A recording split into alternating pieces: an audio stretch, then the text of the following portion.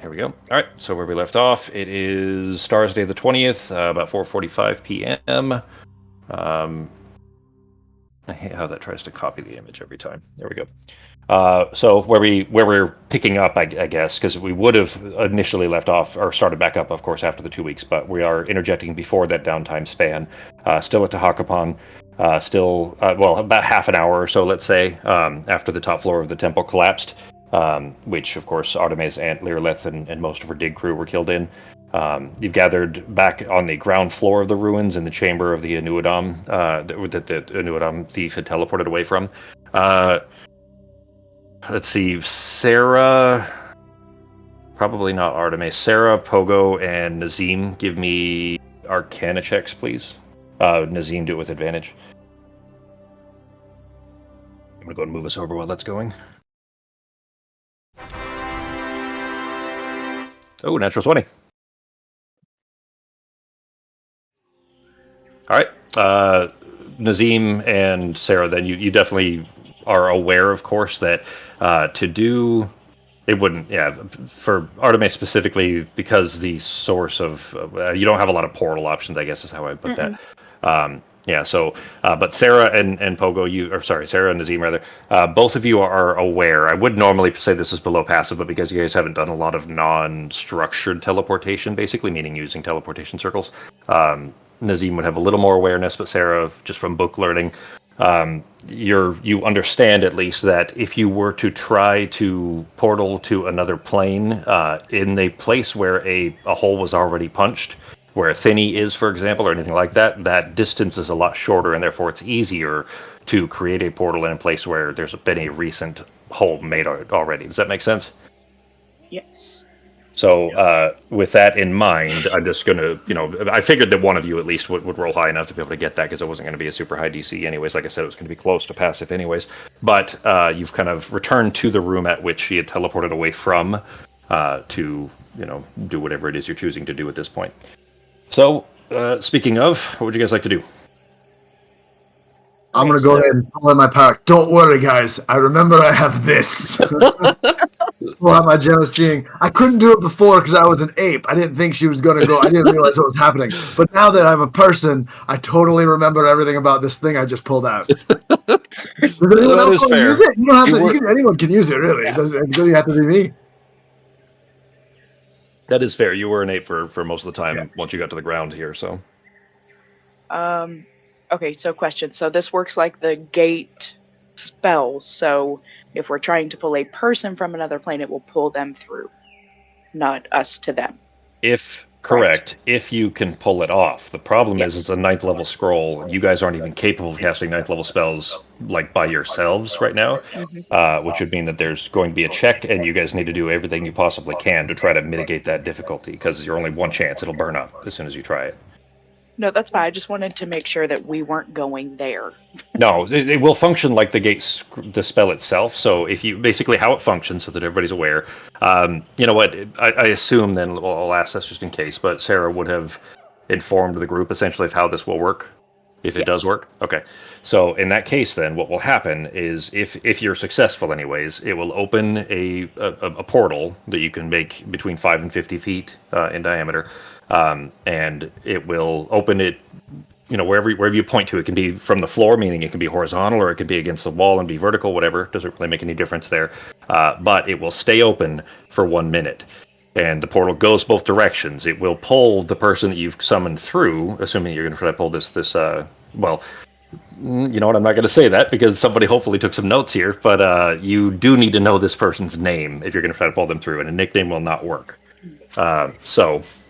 anyways, you will pull this person through, but the portal remains open for the duration of 1 minute. Fuck, I don't think I wrote her name down. I'm looking through my notes right now. I'm going back up through the chat. Damn it, I got Journal from Elf. Is a crazy person. That's not very helpful. You know what? So the thing is, in narrative, you guys have the journal with her name scrawled in it. Oh. So in narrative, it kind of like if you guys as the players don't have it, it doesn't matter that much because the characters would in the notes that new squad leader Elida. Yeah, Elida. Yeah, Elida. There we go. That's her name there.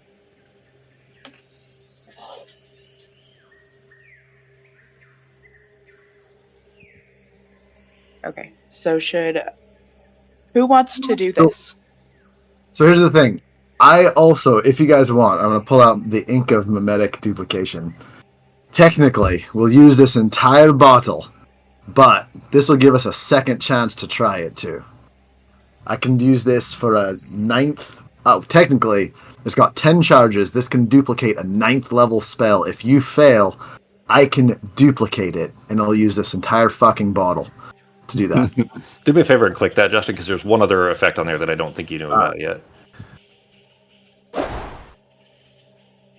That's cool. I didn't do that. Yeah, just add a little thing. Yeah, apparently if you click an item, then it adds a little like a smoke cloud type thing.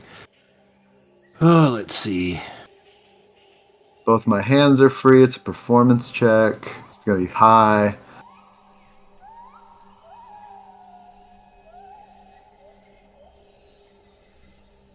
Where n equals the spell's level. Yeah. So there's one other factor that you haven't learned about from this vial, but it doesn't. I haven't used it yet. Yeah, Looks exactly. like we're going to learn today, folks. But yeah, you don't have any reason to think that wouldn't work, or that it couldn't potentially work. At least, obviously, if you can pull off. So, long story short, it'll definitely work if I roll high enough on performance for whatever that is. Pogo is very confident. Yeah, Pogo's confident as fuck. And I also got this. Unless anyone else wants it, I'm going to hold up the little Gem of Seeing. Does anyone else want? Well, I'm doing this. I'm going to have this as my go-to. Does anyone want to hold on to this Gem of Seeing, since I'm going to be possibly doing this a second time? Who's going to be doing the spell on the wall? Because they probably shouldn't have it. It should probably be somebody standing back. And I'm going to go to another wall. Which wall are you going to do? Which wall are you going to do it on? I'm thinking of putting it like above us. Like, does it have to be in a wall, or can it just be like in the air above us? So she it doesn't have through. to be. Yeah, it doesn't have to be on a surface at all. You can draw it in whatever. So I was thinking like up, so she falls and hits and is like stunned for a second, and she can't jump back through. Yeah. Okay. Fuck, I guess I'll try to do that as well.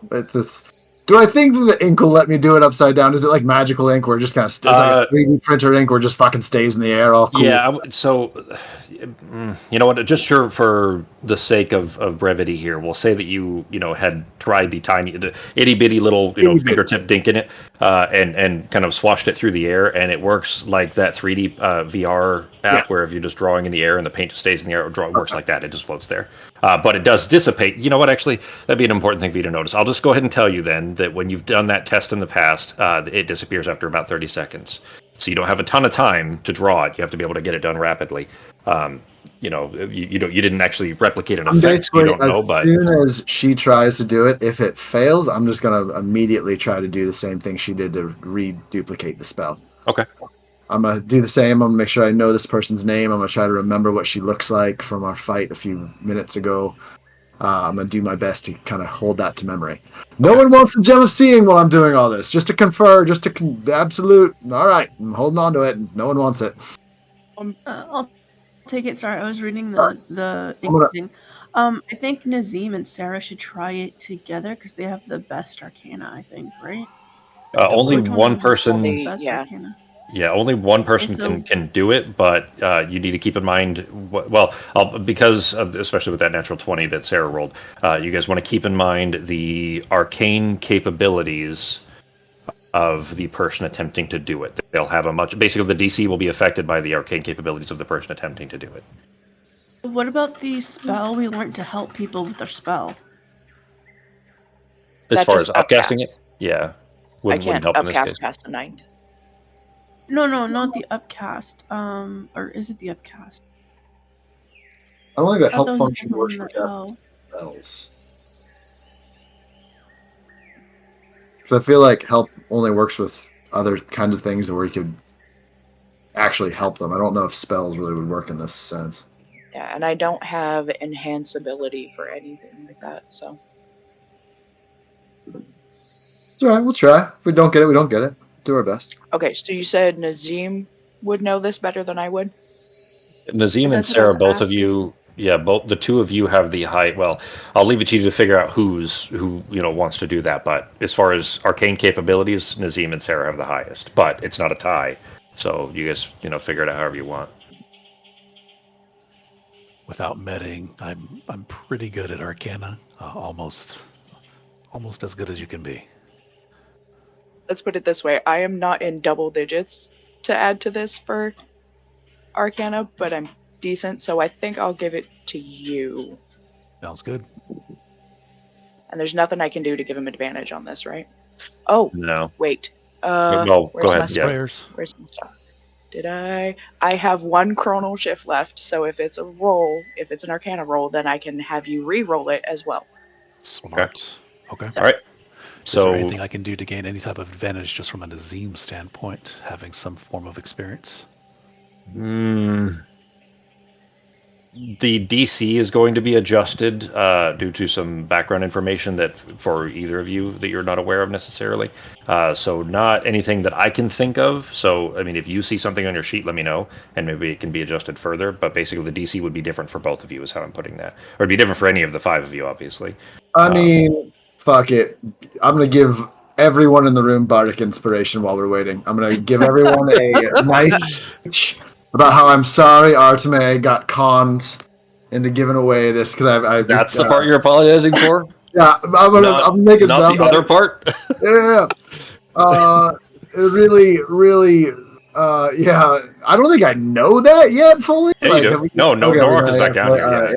Yeah. That all happened. Okay, so I'll talk about the tragedy, and then I'll come back with. But we're gonna get through this as a team. And let's see, there's portal. So I'm gonna use 4 bardic inspiration, so you'll have an extra D10 to add to whatever rolls you want. Okay. And that's down to 1, so that's all my bardic inspirations. What's Nork doing, G? Right now he's eating. That's he spent a lot of time throwing rocks, so it would make sense for him for Nork to be hungry as well. Actually, just keep a lookout and something comes up behind me. Okay. Well, behind us, I guess. And I saw you move yourself, so that's where Norok is standing. Posted up, so I'm still close. Okay. Sarah, well, I guess Nazim then. So order of events. Let me make sure I understand it before we start things here and do some rolls. Nazim is going to, read out the scroll and try to cast the spell. If he rolls too low, Sarah's going to use her reaction to immediately chronal inversion. Okay. Chronal shift.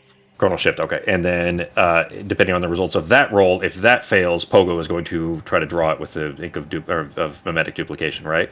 And Arteme is gonna hold the fucking thing to an eye to see Okay. the invisible person. Okay. Mm-hmm. All right. Bardic inspiration. Yeah, and that actually, this is going to be a skill check, so. What's that? Do we have any way to incapacitate her when she comes through? No, hopefully she just can't do it twice.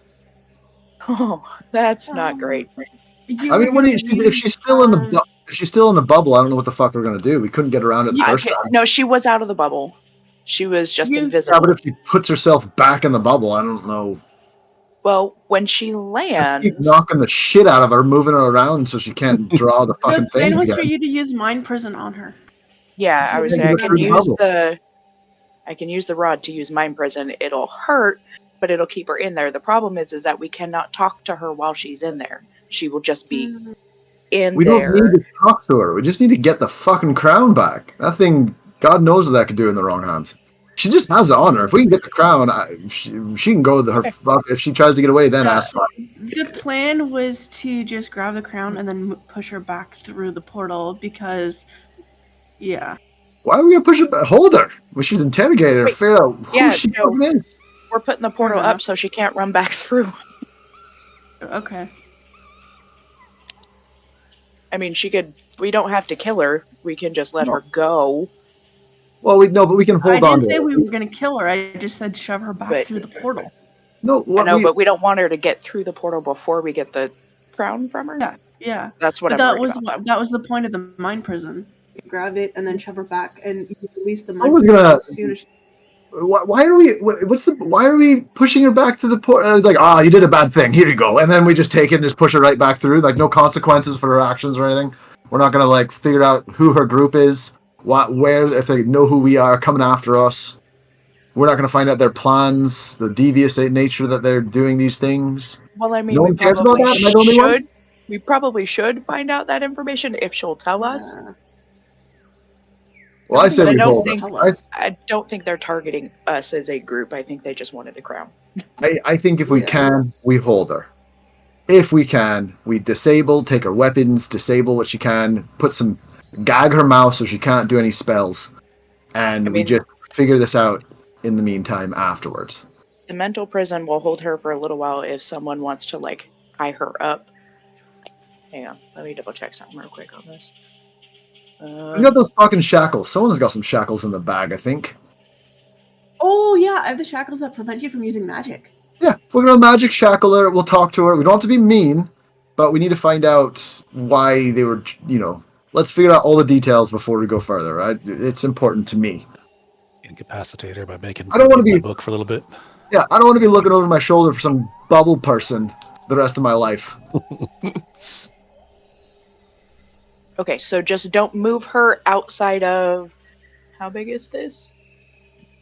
Just don't move her too much. Because if she goes outside of this illusion at all, if we move her outside of it, it's going to hurt a lot and we may kill her. Okay, well, I don't have to move her to put the shackles that prevent her from doing magic on her. That works, and when they're on, I will drop mental prison. Just a thing out there. When we do pull her in, is there a way, if possible, we could actually force her to read the tome of Ulatharithis, or whatever it's called? Ulatharan. Because that will cause a little bit of a strain on her mind as well as her spirit. Like it's going to cause extreme discomfort, and it may make her wobble, and it could be paralyzed with fear for 10 minutes. As a man who is actually really good at not reading things, I don't think you can make someone read something. I've been pretty good at not reading things for a long time. Like I can't imagine situations. It's like read this. I'll be like, you can with mental control spells like command and stuff like that. Command, trickery, yeah. But you'd have to have those kinds of spells, which I'm not sure if any of you do. Yeah, Arteme might have access to it, but doesn't have it prepared either way. Well, it's not prepared. Wait, which spell? I'm not sure if you do. It is a divination type spell. It's called command. Because if she doesn't know Qualith, I then have she charm could person, potentially be paralyzed. Yeah, charm person would not do, and that would be correct, Sako. You don't know if she knows Qualith or not, but you know that you read it, and it's still difficult for you, especially without the visitor gone now. All right, then as soon as I can see her. Well, hold person might work better than mental prison because at least it won't hurt her. The problem with that is it's not prepared, and you woke me up partway through my trance. Okay, mental prison it is. Then as soon as I can see her, we'll use the rod and cast mental prison. All right. The next question, Nazim, what size are you going to be drawing or creating this portal to be? It can be anywhere between 5 and 20 feet in diameter. What's the size of that ball? That was like 7.5 feet. It was just barely bigger than she was in diameter. I'm thinking possibly 10 feet. Not too big, not too small. What do you think? Give the ball a little wiggle room if it has to fucking bingo down that thing. If it's falling through like a plinko ball. Yeah. 10 feet, and then we're going to cast it off the ground, not perpendicular with the ceiling, just kind of at an angle. So as she gets sucked through, she's dropped to the ground. So she'll fall, 6 feet, 7 feet, however high it is. And she's unable to jump back up or even climb just through. High enough that she can't. Okay. Exactly. Okay. Do me a favor. Move yourself real quick to where you want the center of the portal to be, essentially. And then you can move yourself back after. But all right. If you're over going there, I'm there, going. Okay. You can go. Well, I mean, you're going to be casting it, so you can stay there if you want. But actually, you'd have to be 5 feet away, so you could move back 1 if you want to. That's fine. I'm going to go right next to him. Then. Okay. And I'm gonna do mine right here. Actually, let's do it in the corner. That way there's less wiggle room for her. So if we surround her right there. Okay. So she'll drop right there in the corner. All right. Wait, what is my... I won't get disadvantage for casting. No, I probably would get disadvantage because I'll be in melee, right? You'll need to step back one, Soko. Either down or left is fine, or down or bottom left. Casting what at melee range? Mental prison. Click it.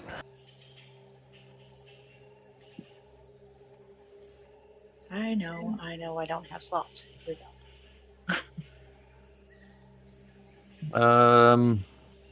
That's not a projectile. No, I would say that you wouldn't. That's not going to give you any disadvantage. That's just a target you can see. Also, is the portal concentration, or is that just you cast it, stays open for a minute? It's casting from a scroll, so we don't do items as requiring concentration. That's So double checking. yeah, if it was a natural cast, then yeah, it would be. Actually, yeah, yeah, it is concentration. Yeah, normally. So just not from the scroll though. So all right. So everybody in place. Everybody ready to kick off the events here. How's the lighting in here? I'm gonna make sure it's lit up so that we have enough light to see exactly what we're doing. So I'm gonna make sure whatever Pogo needs to do to either light a couple torches or Arteme. Yeah, that's fine. I guess let me know where you want them. Arteme has her light orb up, so. Well, if the light's good, then I'm good. Pretty I just want to light. make sure the room has light. Yeah. Norak, if she comes through, just hit her with this the corner. Dola and knock her the fuck out. Alright. All right. Then we will go ahead and get started here. The DC. Hang on, let me do some math here real quick. Nazim, you are capable of 7th, I think. What was your last Mystic Arcanum? 7th was Finger of Death. Yeah, it was Finger of Death.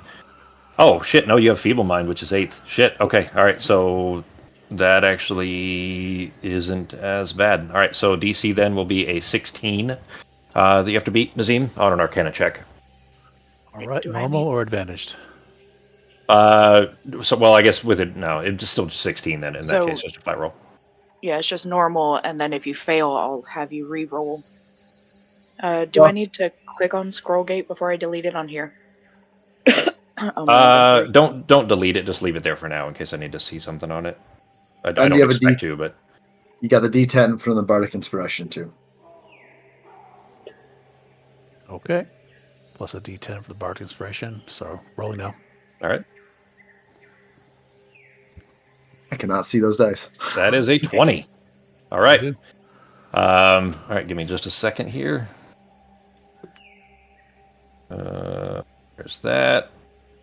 Let's see what kind of an impact that will have here in just a moment. All right. As should otherwise be wholly unexpected, a 9th level spell being cast from a scroll that is already, beginning to crumble. Oh, jeez, that is loud. What is that sound? That is from the He's portal. trying to kill the bugs on the walls. If you don't have your if you have an actor clicked, it'll be, meaning if you have yourself clicked or whatever, then you should hear it. If you don't have anything clicked, then you won't hear it. But you can adjust the volume. That is in the ambient. Oh man! Sorry, Fox. I actually had it way down too. I had it at 25% already. Jeez. All right. Yeah, so my the ambient was at 100 because I forgot to lower it when I first joined in.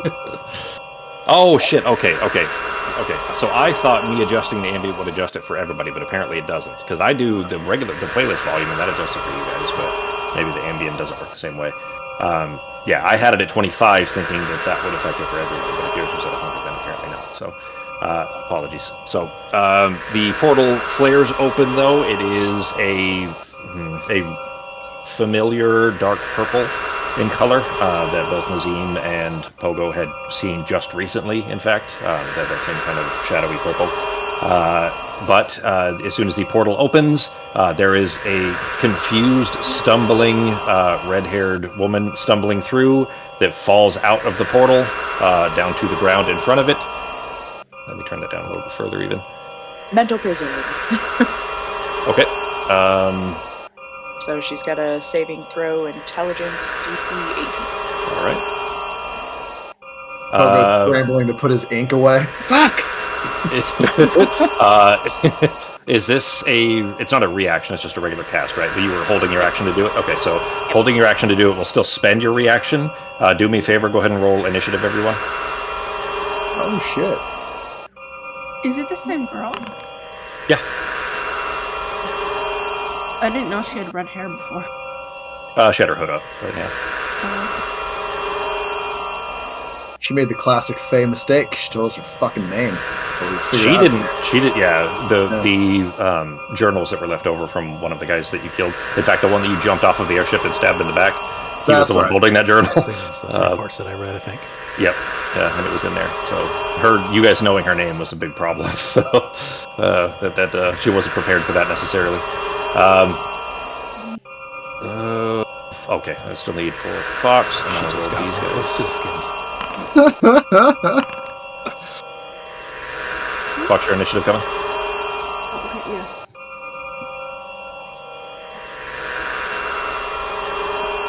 All right. Oh my gosh. It's only initiative, though. Yeah, it's only initiative. It's not, not something you failed at necessarily. And Get it out of the way now. There you go. Maybe one could hope. All right. So, Sarah, go ahead. Oh, sorry. You already clicked it. She just needs to make her check. Okay. All right. Let me find it here real quick. Mental prison. DC 18. Shit. Hang on. Does she might have advantage on it. Magic resistance. Advantage on saving throws against spells and other magical effects. So that it would cover this one as well. Don't worry, guys. I can put her to sleep, and that doesn't even have a save. And she rolled awful, so it doesn't matter. She still fails anyways. All right, so mental prison goes up then. You see her as she stumbles through. There's this brief moment of recognition and realization of what happened. The portal is still up and kind of blaring this obnoxious thinny warble. It's the same warble that you heard when you were in the caves underneath Calderfell, doing Norok's burial thing. That just stays up for a minute, right? It'll be open for 1 minute, yeah. So it's 10 rounds basically, which may become relevant in a moment because as you guys are, she's through, and that's fine. But both Nazim and Sarah, you guys are even Artemis and Poga, I guess everybody except for Norok, are able to see through the portal and see to the other side, and there are things in the portal behind her. She doesn't like things. Okay, I'm gonna go put these shackles on her. Well, we're initiative, so yeah, we'll give it just a second here. Sarah, you know what? You were holding your action to at least attempt to do so. So yeah, I was awaiting until the moment I saw her to just let it go. Okay, so Sarah, you were holding your action to do that. I'm going to say that Artemis, it would essentially be the same thing. You were both kind of prepared to attempt to shackle her as soon as she got through. So it will take your action for this turn, of course, as well as your reaction to do that. So Sarah and Artemis, both of you have spent action and reaction basically for this turn. And then we will start with Pogo. All right. I am going to... There's other people through here. Would I know enough to know if I could cast spells through like a portal? Like, is it? You would expect it to not work. Yeah, okay. You would not expect it to work. You could try, but you don't think it would work. This might be too hot in just a second. I am going to, because I feel like we probably did some damage to her previously. I'm going to cast Sleep at 4th level, just putting it in the corner to affect her. Before you do, I'm going to tell you that the wounds that she had suffered, they're no longer bleeding. It looks like she's been healed. All right. Also, so you still can, just I wanted to let you know that first because you would see it. So. All right. Well, this has just made the whole thing weird, didn't it? Are any of these... What do I do with this portal? All right. In a pinch, I could take care of it if you need me to. So, if you don't have anything... I mean, I can fuck her up. I'm just trying to figure out what the best... Because I don't want to take too much time. Here's the thing. He was planning on casting Sleep on her. Hang on, you were both talking at the same time. Try that again. Oh, sorry. From what we can see, how far are they from the other side? Like, they're right on the other side. They were with her, and you guys pulled her through, and they're now looking at an open portal, to this side. They can step right through. Yep. That's great. I can immediately take care of this on my turn if you need me to. Yes. Fucking might. Okay, so she's in that thing. She even still has a crown on her. That may be an issue. Like we can't. That was the second thing I'm gonna check after. Well, here's the thing. If someone else wants She's to check. shackled, and that whole thing. Well, that hang on. So she's got mental prison. The shackles haven't gone off yet. We'll be doing that here in just a second. The mental prison though, that only affects her. I can get up to her and search her for the crown, and I'm not going to get fucked up for mental prison, right? It's not a physical thing. No, just don't move her through it. But you can't see it, so don't make her move at all. Pogo has touched plenty of women without them even knowing. It's perfectly fine. Pogo's going to shove his hands and try to find pockets and end up losing a hand. You think Pogo hasn't stolen a wallet or two or other things? Give me a sleight of hand, Pogo, with advantage I'm because going to search she's. without moving her body Okay. to see if I can find the crown as my action. Okay, it's definitely not in her hands, so you go checking every pocket, all that stuff. So, roll it one more time. Roll it with advantage. All right. She's not able to react or fight back because she can't see what's happening. So, But you can't hear it either. So. Oh, great rolls, Justin. you haven't found it at least. You're not sure if it's still there, and you just didn't find it. But it does not. At least it wasn't in the pockets you've been able to check. Okay. Can I get a better view of what specifically is on the side of this portal? Down, like right next to it. Sure. Hang on. Let me give me 1 second. I should have actually created or had a VA ready for that. So let me find that again. There are 3 things. One of them is nothing but mouths. Its whole head is mouths. And then there's 2 others that are big, like hulking demons with spikes coming out of the tops of their heads. Oh my god! Like How big are all these fucking things? The 2 that are really big are 12 feet maybe in height and massive. That's what the 2 big ones look like. The mouthing one, the one that did is just a maw, looks like this. I kind of like just tossing these in Discord. If I'd had the VA ready, yeah. I mean, honestly, it isn't as convenient trying to do it inside of Foundry. Like, it's not as easy as it should be. But it is able to just, or it is convenient, I guess, to be able to just drop them in here. I just didn't have the VAs ready, so. And that's what the one that is just a face full of mouths. It's multiple lines of teeth, kind of shark-like almost, and its whole head is that. It's faceless, eyeless. It's a bunch of mouths. Fucking. You know what? Actually, shit. Hang on. You know what? Because of some other awareness, let's say that Sarah and Pogo. Yeah, Sarah and Pogo. If you want to make history checks, both of you, you might know what they are. I feel like they've come up previously. I just don't remember this, Justin.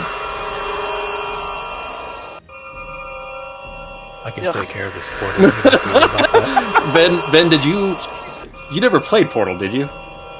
No, but I remember watching you play it.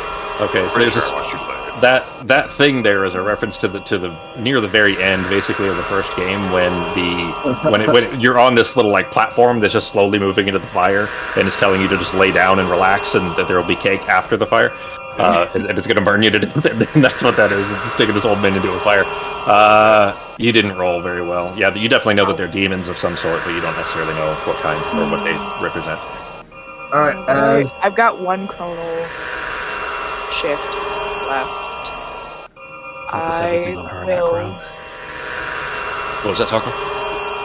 Yeah, I'm gonna go ahead. Focus everything on that, on her and that crown. She doesn't have the crown. Or at least, well, I mean, Pogo was not able to find it, so at least so far you don't have any reason to think she does. So I'm gonna go It's ahead. been 30 minutes, so I mean, she had. It's not like it's not like she just went through it. It's been 30 minutes.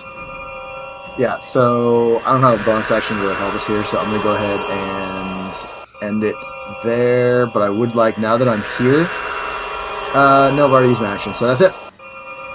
I can't find the crown. You guys see me kind of frantically trying to fucking check her shit, and I can't find it. Okay. All right. Then that'll be the end of Pogo's turn. I'm verbalizing that too. I'm just letting everyone. I can't fucking find the crown. Okay. The 3 creatures that are standing, on the other side of the portal there. The one that is the smaller, the one that with the mouthful or face full of mouths, eyeless. The token I have for it is not particularly, it's not ideal, but it does step through the portal onto the side here. It doesn't attack actually. It steps through and begins to kind of reach toward her, and is kind of interposing itself as best it can. You guys are kind of surrounding her, and it's going to be pushing you out of the way as the reaction you get. But it hasn't otherwise attacked you just yet. Sarah, you have spent your action and bonus action. You know what? Sorry, Artemis, I meant to have you go ahead and roll the. We'll call it either a flat dex check or sleight of hand if you're proficient. Oh, that's right, you are. So go ahead with your sleight of hand, then Fox. Roll with a flat roll. All right. So click those manacles for me. You have them in your inventory.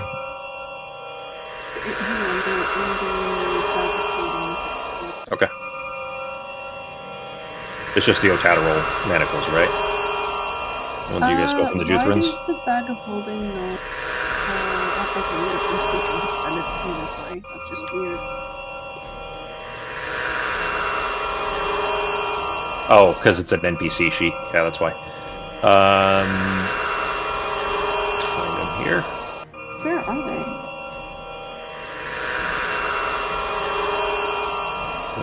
I don't see them there either, but I don't think you guys sold them or anything. At least I don't remember you guys losing them. Yeah. Maybe it was an item you said you'd add after the game? Yeah, maybe. I'll look through my notes and find it. But either way, I'm pretty sure I know what they were as far as the effect and everything. Because there was a set of them that you guys had picked up from the Juthrans when you were rescuing Sarah's father. So, all right. In that case, then, we'll say that they are snapped on. You rolled well enough anyways. You snapped them around her ankles, and she appears to be secured, at least as far as you can tell. They won't prevent her from moving, just she won't, like, they're not close to, keep her from being able to walk, except she's, of course, in the mental prison currently. But with them, contacted with her skin, then she won't be able to cast spells. So those are snapped on. So Artemis, obviously your turn isn't up just yet, but that is your some movement, obviously, and then bonus or reaction and action. Sarah, you've spent reaction and action. You still have bonus action, and then the rest of your movement.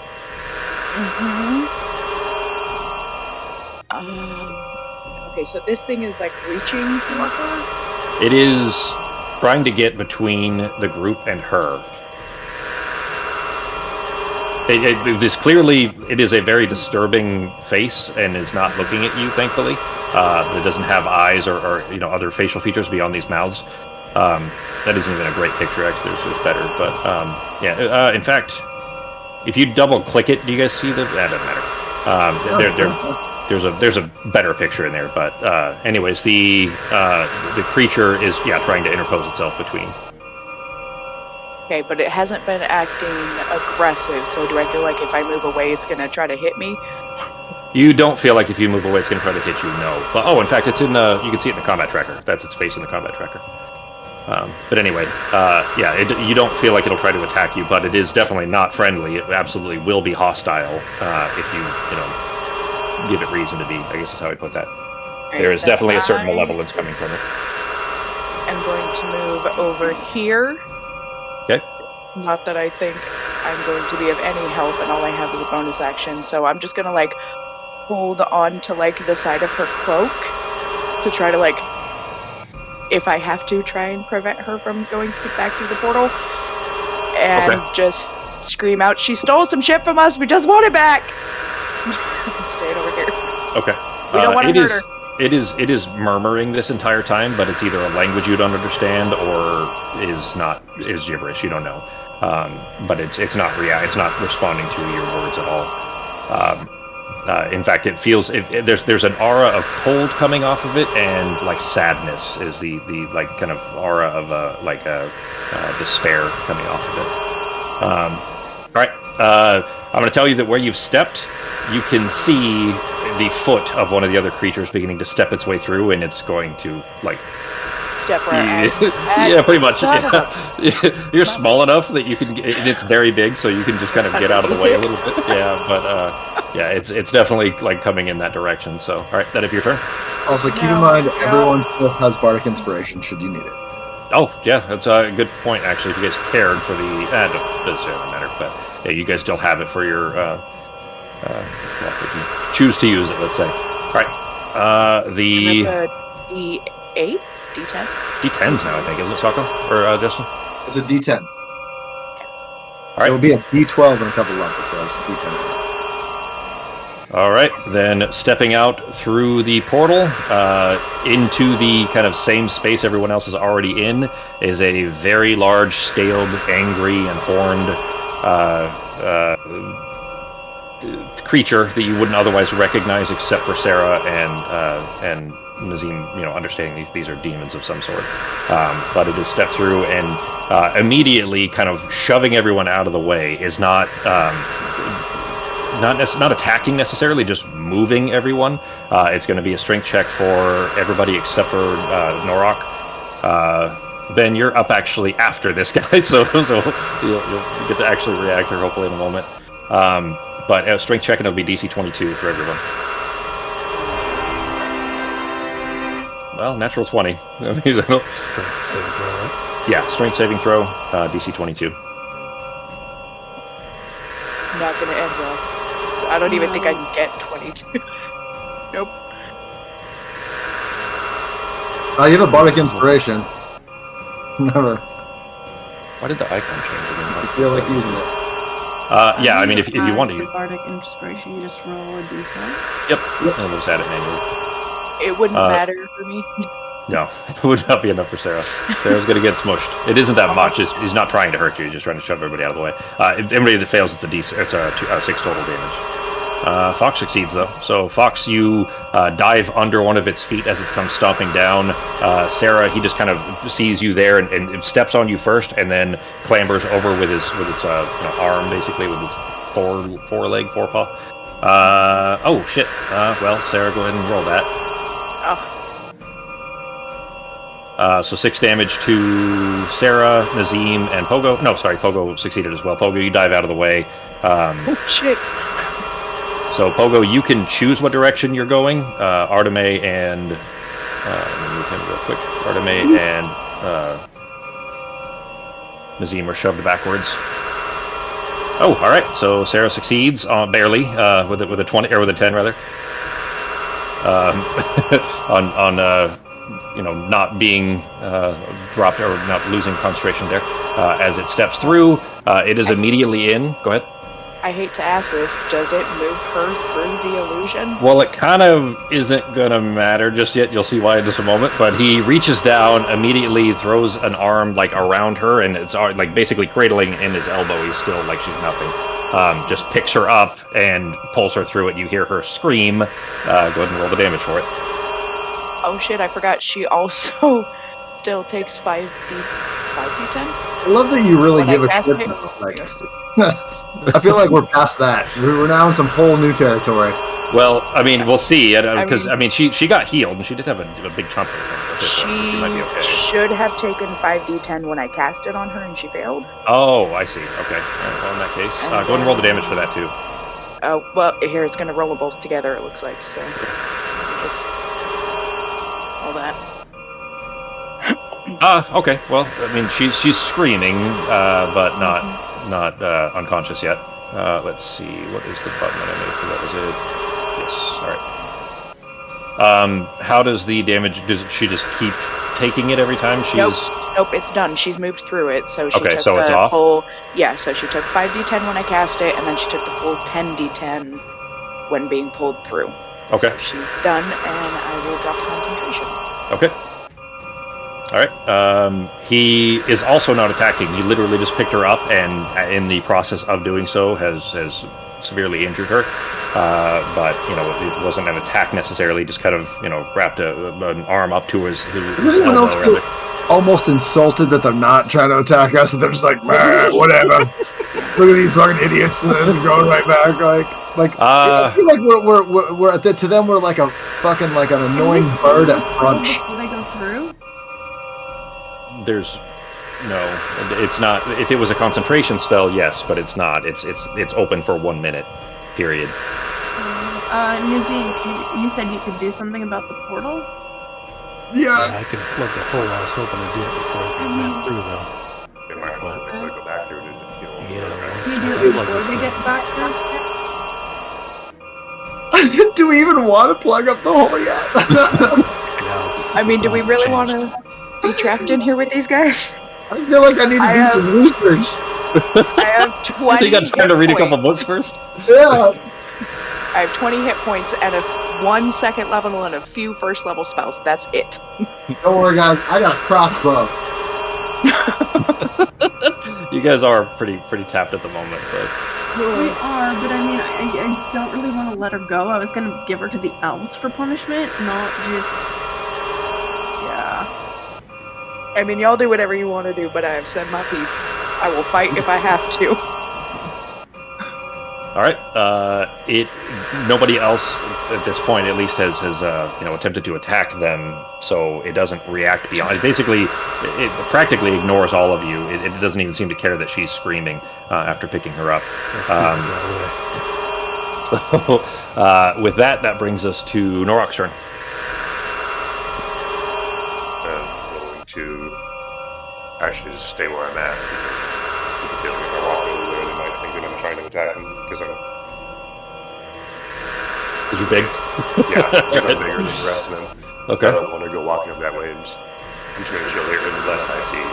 So I guess I can hold my action. I'll throw my axe or something if they do try to attack. Otherwise, Okay. I'm not doing anything. Okay. Okay, but we don't want her getting away. Okay, we'll die if we do anything right now. So I'm at like half health. So That's true. Yeah, we're Norok real is bad never. shape. Yeah, Norok is never that low. So, and there's one more of these things still in there that hasn't come out yet. He's still on the other side of the big Sorry. guys. I was just going to say, when you first described that thing with all the mouse, I thought you were talking about a beholder. I was going to be like, close that fucking portal right now. Get out of Yeah, you guys haven't. No, that was in Rosenthorn when you guys saw Koro Zixi was his name, the one that had gone insane. Yeah. Otherwise, we haven't used beholders much. So, not a mob I'm particularly a huge fan of, but they can be funny sometimes. So, all right, that it for your turn, then, G? Yep. All right. So, well, I guess for the sake of thoroughness here, in the event that they turn hostile, you're ready to throw your axe, is what you're going to do? Yeah. So Okay. I'm just holding my action in case they do turn hostile. Otherwise, I'll just wait. Okay. All right, that brings us to Nazim. Okay, so clearly they are focused on her, not us. They're not hostile towards us yet. They seem to be moderately ignoring us for the most part. Yeah, they're clearly aware that you're there. That they're. It's not like they don't notice you. They just don't seem to be concerned with your presence at all. We're irrelevant to their cause. They're focused on what they're doing. All right, let's leave it that way. I was going to plug up this hole, but if I do that, then we're trapped in with them. I don't think we can survive that. Let's just hope they go back the other way. Where did she go? Did they throw her back through again? The big guy, the big dude. Yeah, the Tormanok, the giant purple one, is holding her in his elbow, like it was cradled in his arm. She's just falling over it and screaming. All right, it looks like he's about to just walk back through again. He's turning towards the portal. Yeah. All right. I'm going to err on the side of caution and leave them alone at this point, and we can't take them right now. There's no way we can stop them. So I don't even know what them are. Well, Pogo... No, sorry, Nazim and Sarah recognized they were demons, yeah. Yeah, not on our side.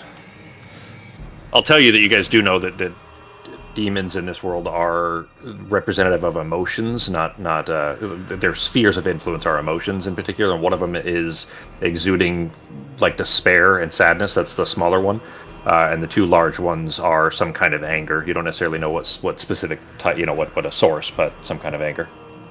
All right, I will step away from them, closer to Norok, in a very non-threatening manner. Okay. Hands clasped, just backing away from them like it's non-threatening. Okay. And that it for your turn then? Are you yes. readying or anything?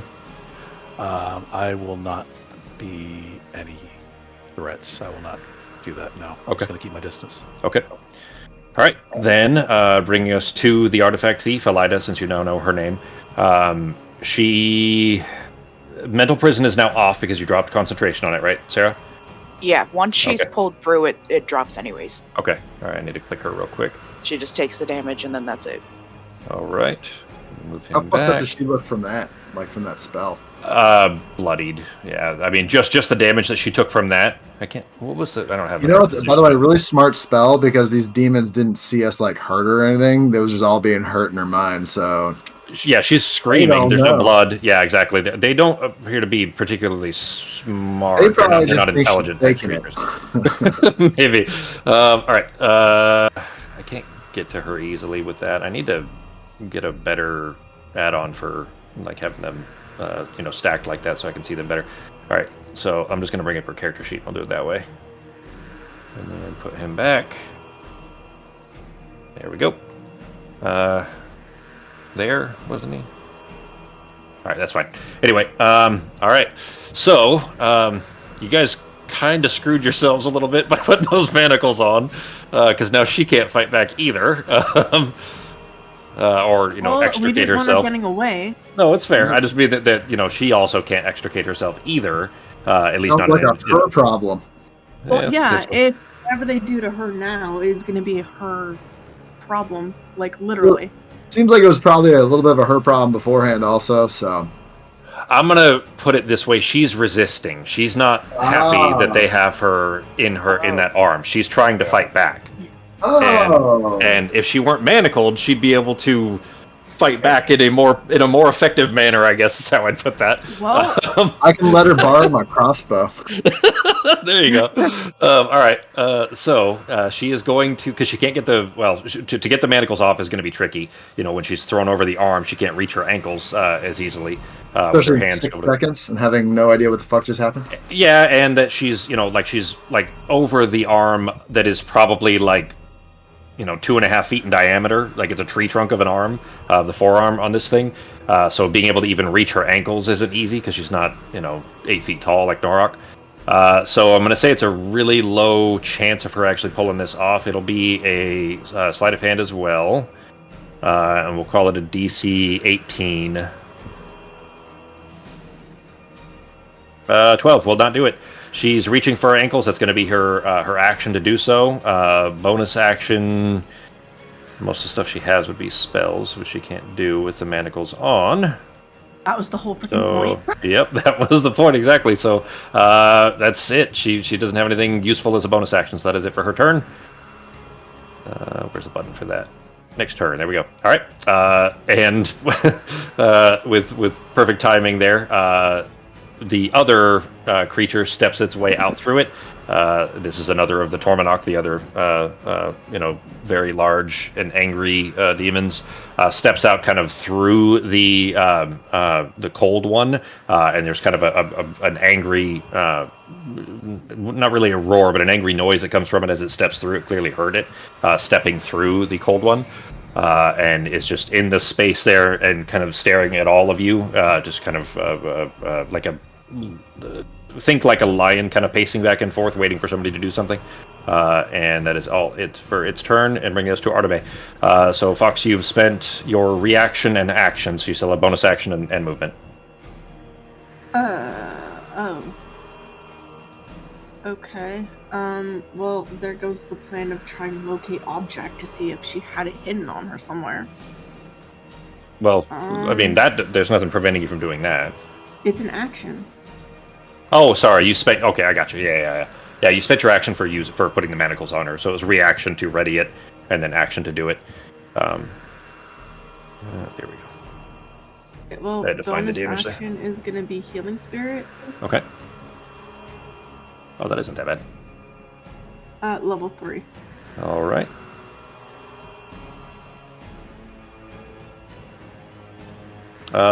Can you drag? I don't remember if I have it set up for you to be able to do it. That's fine. I can grab it anyways. There it is. Go ahead and move it wherever you want it to be. Way over here in the corner, behind all the monsters. He's being crushed. He's being stepped on. She's getting fucking teabagged by a couple demons in the corner. Okay, Very well, I'm gonna put it on her, but not on the demons. Okay. And yeah. It's. And then, I mean, the space it's filling.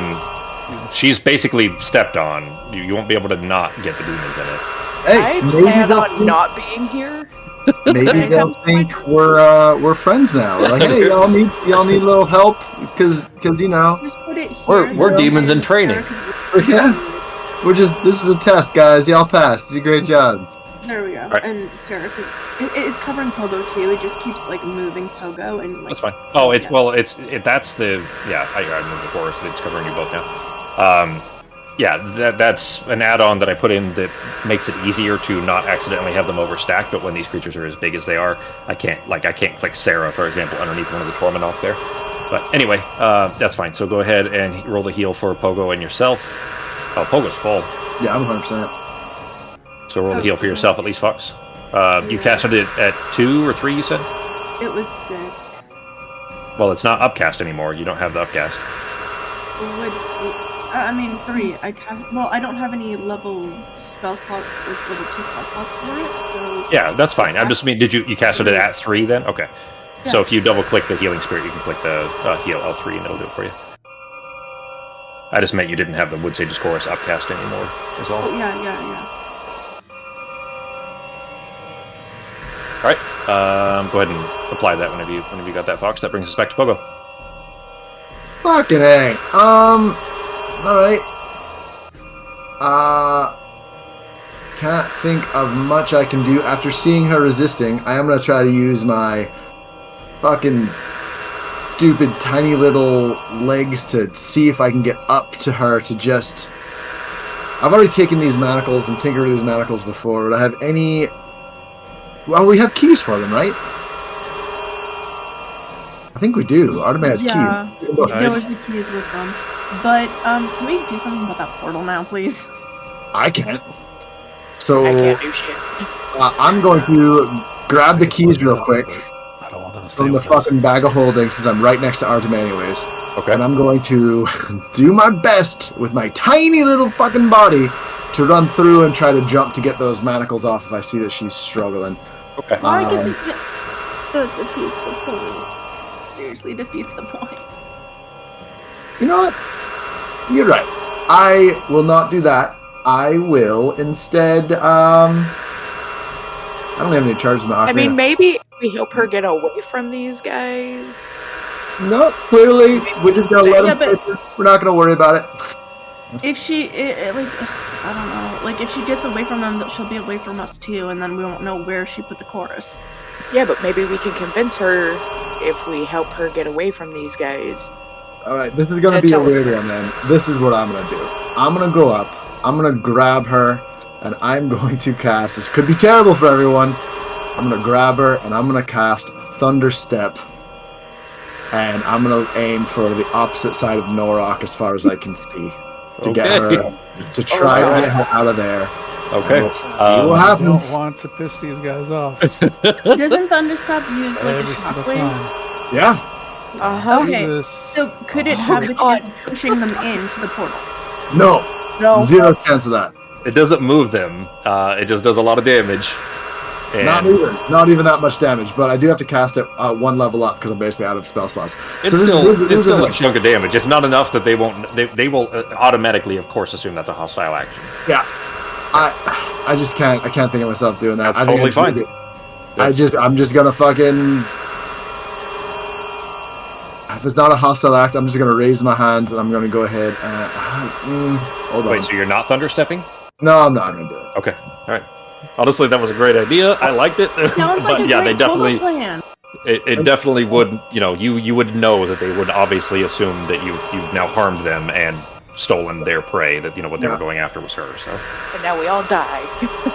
Yeah, it's true. Well, that's left to be seen. Unless But they want to, unless they don't want to be on this plane, and we just have to survive 8 more rounds until they decide to leave before it fucking closes. They probably don't want to be there either. I can't even banish them. I'm not attuned to that item, so. Okay. I'm going to. Nope, already did that today. Can't do that either. Yep. I am going That was to a great Pogo slowly, plan. slowly, Without thinking of consequences. slowly walk away this way with my hands raised. okay. Hey, you didn't want me to try to get her released. You didn't want me to do any of that, so I'm just fucking letting them. Sure, do that later. Yeah, I will say. That plan Yeah, was perfect. No, well, no. the taking the manacles off was the Nope. same thing. That was Yeah, trying I got- to help her. Yeah, I got. Yeah, but I got shot down for that one. No, too. that's what I'm saying. Yeah, Artemis. That's a mixed messages I there. don't want Artemis. the manacles off of her because I don't want her using magic to get away from us, but the Thunderstep plan was a good one. Pogo looked into Artemis' eyes, and she just gave him this mean look, and he just like, all right, I'm not gonna fucking do it. And I was backing up. That's always Artemis look to Pogo, though. It's always a mean look. Yeah. All right. I mean, come on. She saw that I was gonna fucking thunderstep. She scared it out of me. All right. No, the thunderstep was perfect. Come on. If we help her at all, the demons are probably going to become hostile towards us because we're trying to Anyway, so get yeah. pray away from them. So we should That's why I probably thought just let just this taking one the go. shackles off might not be too bad, but I'm not worried about it. Turns out. I would say, Pogo, you probably would feel, Pogo, you would likely expect that if you, as long as you weren't hurting them or otherwise, stopping them from taking her, that taking the manacles off would not necessarily make them see you as a threat. Well, I was also going to try to do it more like, Pogo Sly style, like, oh, there's a lot going on, me just trying to, like, do that stuff. Especially as small as you are, that's what I'm saying, is that you trying to take the manacles off would probably not register. You don't feel like that would register as a hostile action to them, but thunderstepping definitely would, because not only would you have absconded with their prey, but also hurt them at the same time, because thunderstep would do damage to them. All right. Stepping back and... Brother that does things without thinking. In this particular case, Artemis wants you to be irresponsible, Justin. He would still be a little scared of it, and he's not going to do it. You know what? Considering the recent events, that makes sense for Pogo to still be not quite himself just yet. Maybe being a little more cautious too. All right. So just stepping back, Pogo, and staying there. Yep. Or anything you want to ready just in case. Like you see Norok standing there with his axe up, just getting ready to toss it at them. Tell you what, I will, just for the hell of it, I will give Artemis guidance, thinking she might have a better plan than me. So okay. Artemis also has guidance. All right. So Artemis has not used her Bardic Inspiration yet, so you now have a D4, Artemis, No, I used my Bardic Inspiration to save on strength. That's right. Okay, so now you have a D4 then. You don't have the Bardic Inspiration, but you have a D4 for your next ability check if you need it. Or save, I think. All right. The Mauzoloth, the despair demon in the back there. Oh shit. Artemis, you're the only one that got the heal from your healing spirit, right? No. Okay, so take you roll. This is 6, so take 3 back off of that. Oh, sorry. It's a DC 14 con save technically. Otherwise, just take off 3. You're back. It's that right there. There's a radius of heavy weight, I guess, around the Mauzoloth. All right, yeah. So you didn't. So take 3 hit points back. So you heal for 3 total instead of 6. That's all. But it is. It is going to move itself forward, just getting out of the way there, to there, and then there. When they're so big, they're a pain in the ass to arrange. But that is it for his turn. That happened right after the healing spirit, so you do have to make the save, but it's only DC 10, Fox. But that is it for that creature. Bringing us to Sarah. Okay. You said when you first... Shit. Oh. Well, healing spirit fell, unfortunately. Hang on. No, hang on. Yeah, it still would, because No, it wasn't damage you took. You got half of the healing. That's all that happened. So you didn't lose concentration there, Fox. It applied as damage because I had you take the 3 back off. But instead of being 6 and then taking 3 back off, it just would have been a heal of 3 in the first place. That's it. So there was no damage, meaning no concentration check, meaning you didn't lose concentration. So you still have healing spirit. Oh, okay. This is confusing, but okay. Yeah, that was my mistake. I explained it badly because it happened. I didn't notice the ability until after the fact, so sorry about that. Okay, so it halves the healing of stuff around it. Exactly. Yeah, it wasn't damage. It just reduced the amount of healing that you guys can do. That's all. Okay. Yeah. All right. So what you doing, Becky? All right. What is that guy? That is the guy from Critical Role Campaign 2.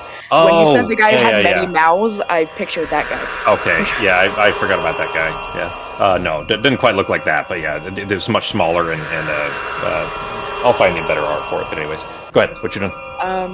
Right. So Sarah notices her struggling. How far above me is she on this guy's arm? He's 12 feet tall, so he's probably... I mean, he's holding her. He's not really, like, lifting her up. It's just his arm's kind of at his side, so we'll say his elbow is probably 7 feet off the ground. So just out of your reach if you're on the floor, if your feet are on the ground. Okay, I will hop on the broom and just kind of float up ever so slowly. Okay.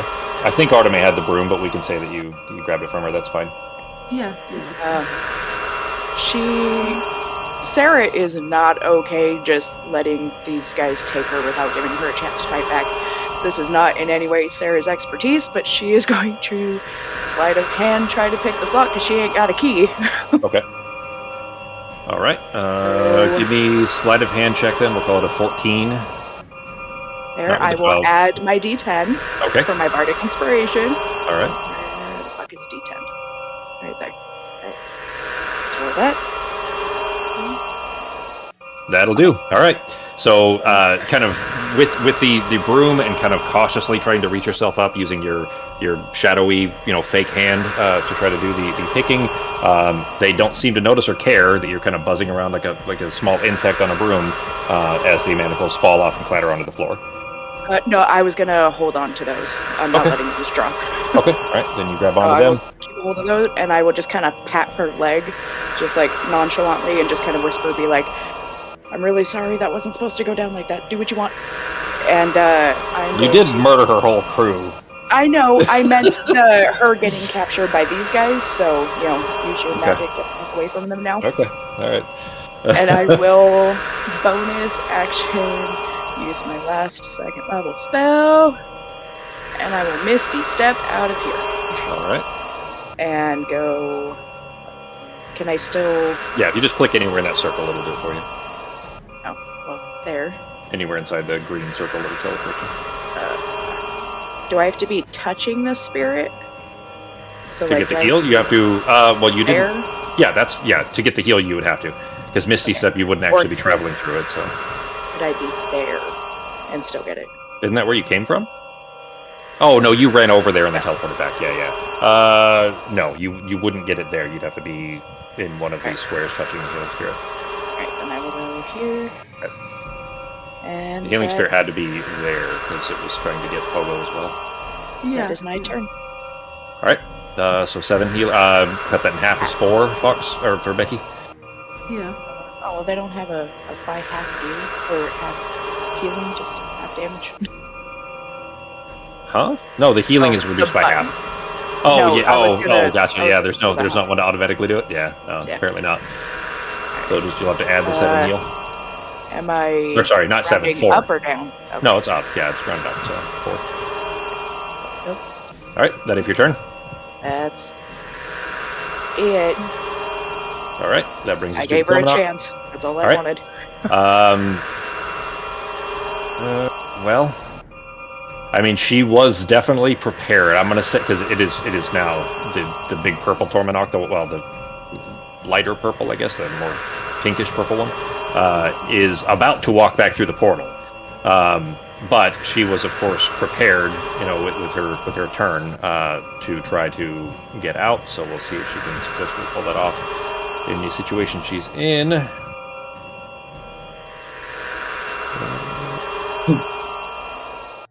Oh, no, I was like, where the hell did all of her spells go? It's where they have bonus action clicks still.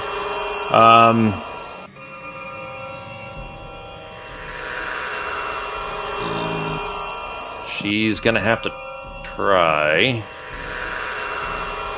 I'm flying. Where is it? There we go. All right.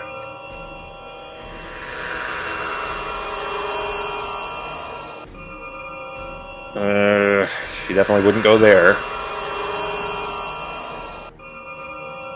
And this is just going to be reaction, so she's not going to be able to get everything. Yeah, this is going to be reaction, bonus action. So she, in a blue flash, disappears out of the creature's arms and appears over there. She's not, because she doesn't have the rest of her action, she can't go invisible or anything else. She's just Misty stepped over to the corner of the room back there, and that is it. She doesn't...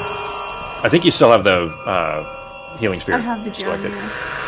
I'm keeping track of her. Yeah, but you keep moving her, though. I think you have her selected on it, and you keep moving her on accident. You keep moving the healing spirit, or keeps moving the healing spirit.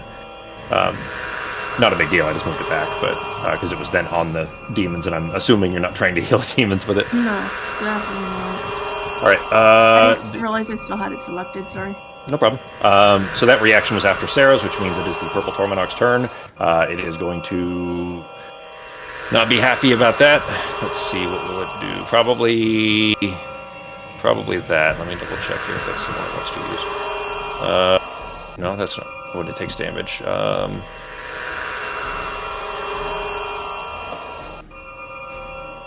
Okay, it is going to scream into this room that is going to echo painfully off the walls here for a DC 15 Wisdom save for everybody, including her.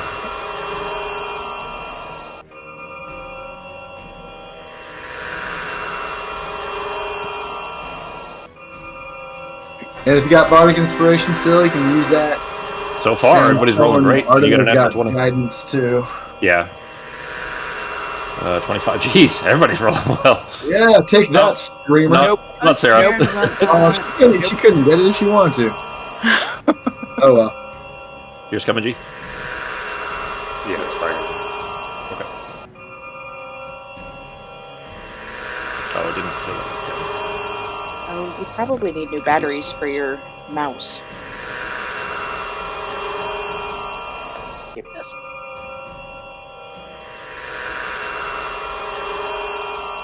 So 36 to Sarah, and possibly Norok. We'll find out here in a moment. And half, which is sorry. Oh shit! No, god damn it! I just applied half to her on accident. Let me fix that. 18 to everyone that succeeded. How much to me? 18 to everyone that succeeded, and 36 to anyone that failed. There's down. God damn it, Sarah.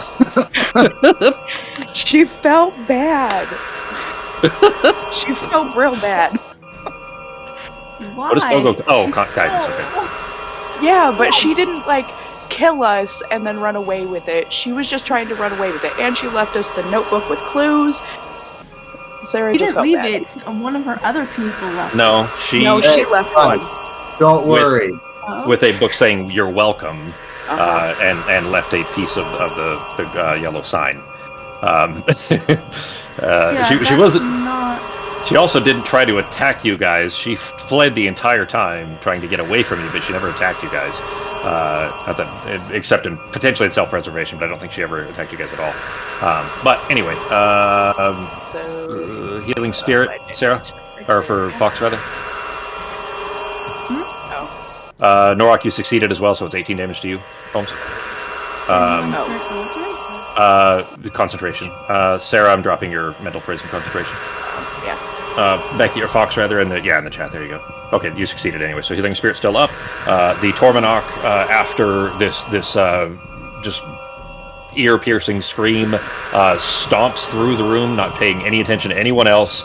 Straight back towards Elida. You guys do know her name now, and is going to try to grab her with a grapple, which will be a athletics. There we go. Well, shit. 13. She might be able to beat that.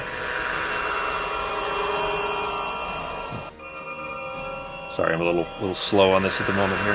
That'll be acrobatics for her to try to escape with Dex. 18. Okay, so he tries to grab at her, and she dodges underneath his swipe, and then kind of does a roll backwards. Still in the room here, but not in his grasp. And that brings us to Norok.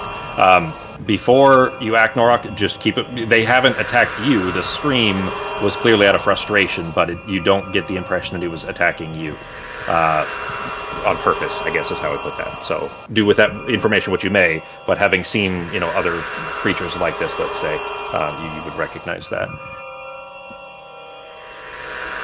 Just heading over this way to go check on Seraphina. Okay. I think I can get over here, right? Can I step on the grass? Yeah. Yeah, the room is actually pretty empty except for a couple of old vases that had snakes in them previously.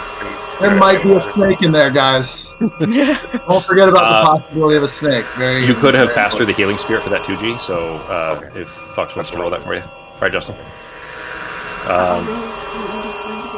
Okay.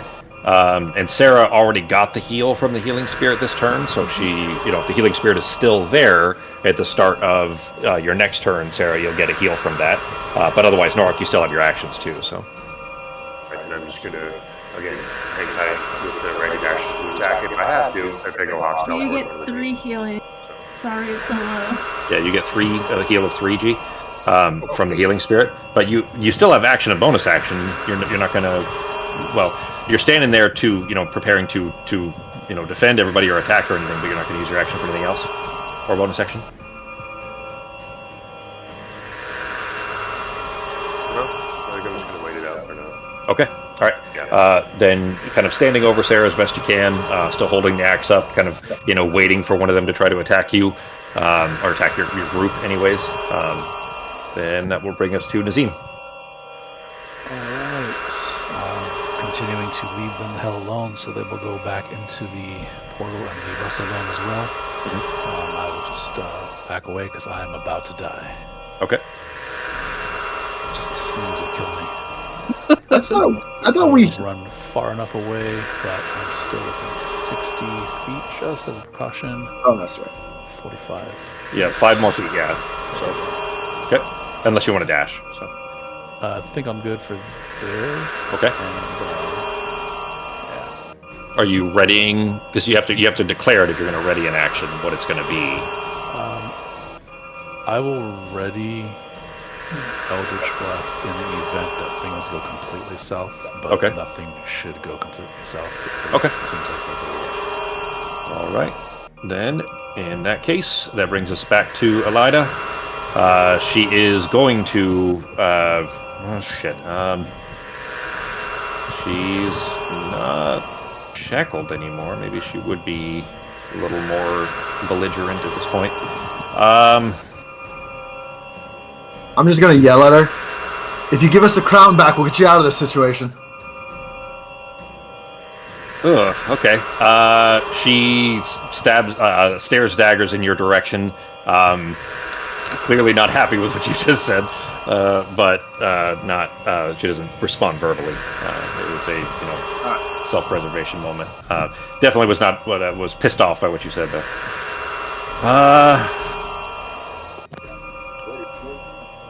Would you get out of this here? Probably. Okay.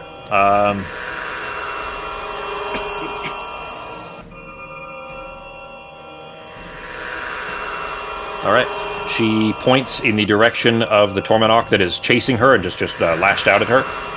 And there is a very thin, like a thin thread. Also us. At the Tormenok that's chasing her there. That thread impacts it in the chest. And we will see how it gets through. Wait, but it should only be one roll. Oh, I clicked the wrong thing. Oh, all right. There is a poof.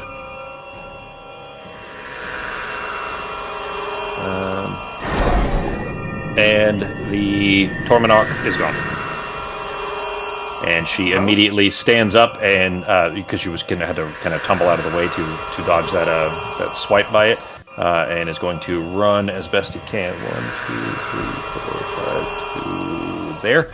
Out of the room, gives a brief glance towards Nazim, and is preparing to continue running south. That was action, and oh, you know what? Actually, she's then going to Misty Step again as well to get a little bit further. So she's invisible now? No, she's still visible. Okay.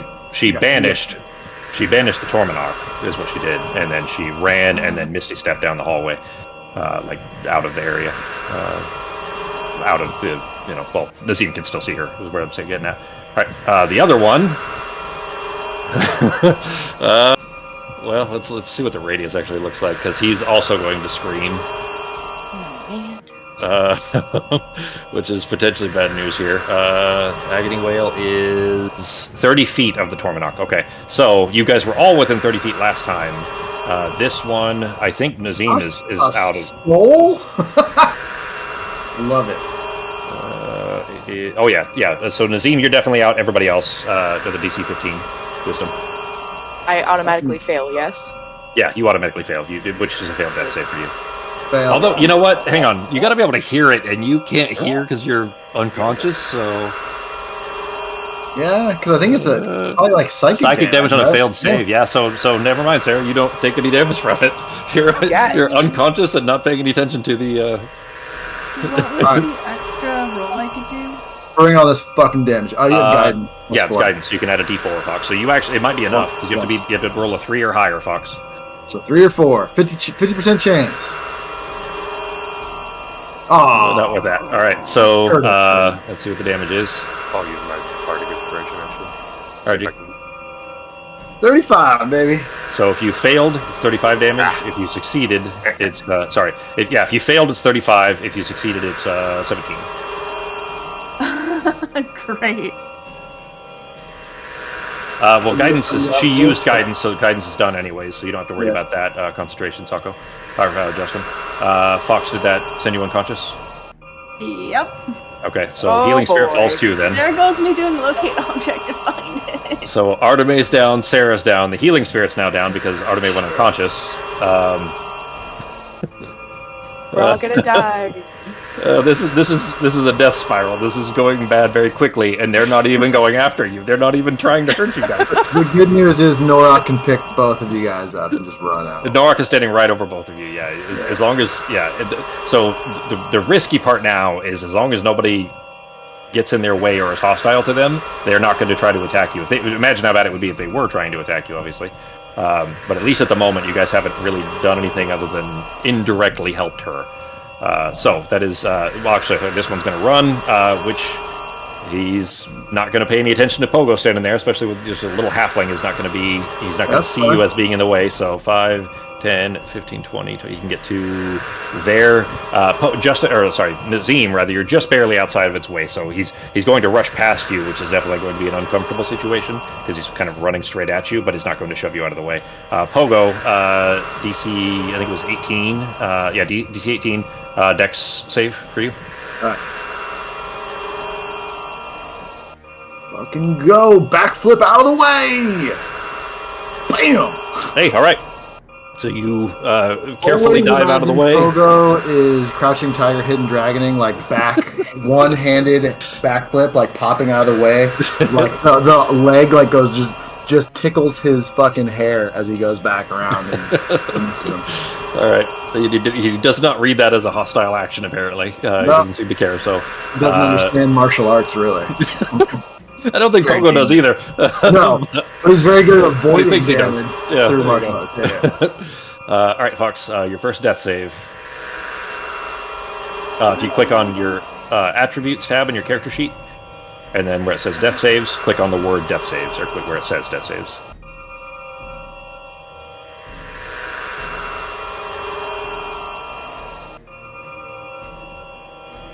I'm not finding those attributes. It's on the right side, underneath wild shape. I see it. Yeah, right above exhaustion. Okay. There we go. Hey, natural 20. Shit. All right. So you after this awful wailing scream of anger and pain, you stand yourself right. Or, not stand up. You're still prone.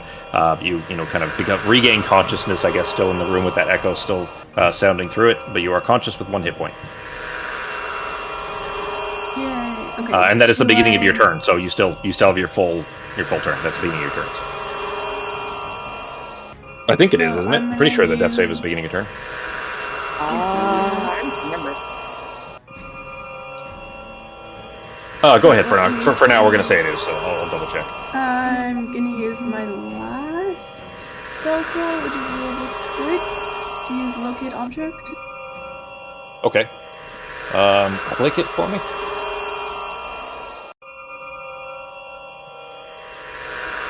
it's whenever you start your turn with 0 hit points, you make it. So since you regained 1 hit point, it was at the beginning of your turn, you still have your full turn.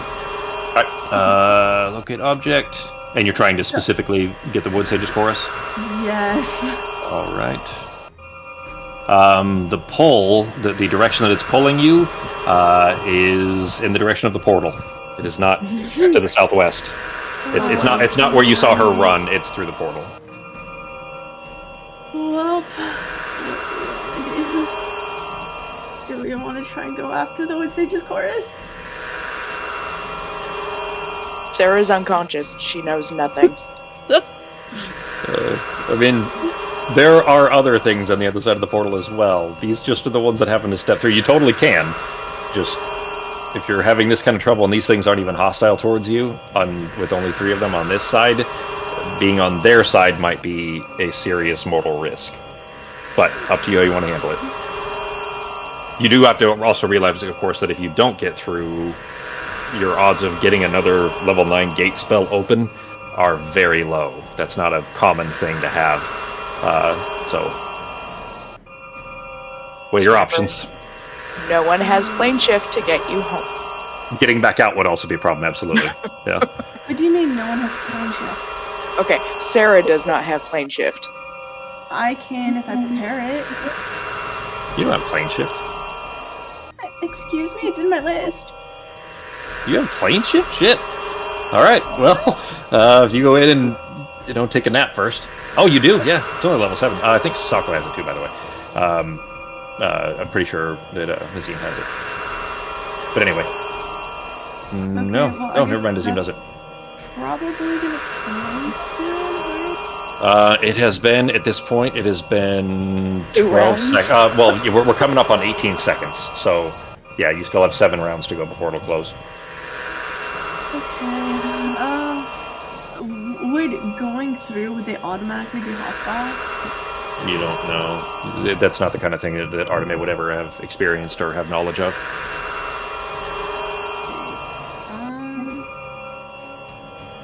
You can expect, of course, that what is on the other side would be hostile to you if you were there, but whether these guys would turn hostile to your group or to you, you don't know. Do we know what plane this is? Give me... You would have disadvantage on knowing this. You can give me an Arcana check with disadvantage? Okay, would Sarah or Nazim know which plane? They Sarah's have higher unconscious. chances, but Sarah's unconscious, yeah, and Nazim's got a face full of demon at the moment. Definitely not, Arteme. Okay. Ogo Because in potentially theory, could too. if I could plane shift to that plane while using locate object, I could maybe find it. Well, hang on. So the only reason that locate object worked is because this portal is open. Just to be clear, you wouldn't know where it is on another plane. Yeah, it No, only but I pointed mean, to the portal. I could plane shift to that plane and then use locate object once I'm there to try and find it, yes? You could, but that's very much a needle in a haystack. I mean, locate object. The planes aren't a small place. It's not like it's portaling into like a small village.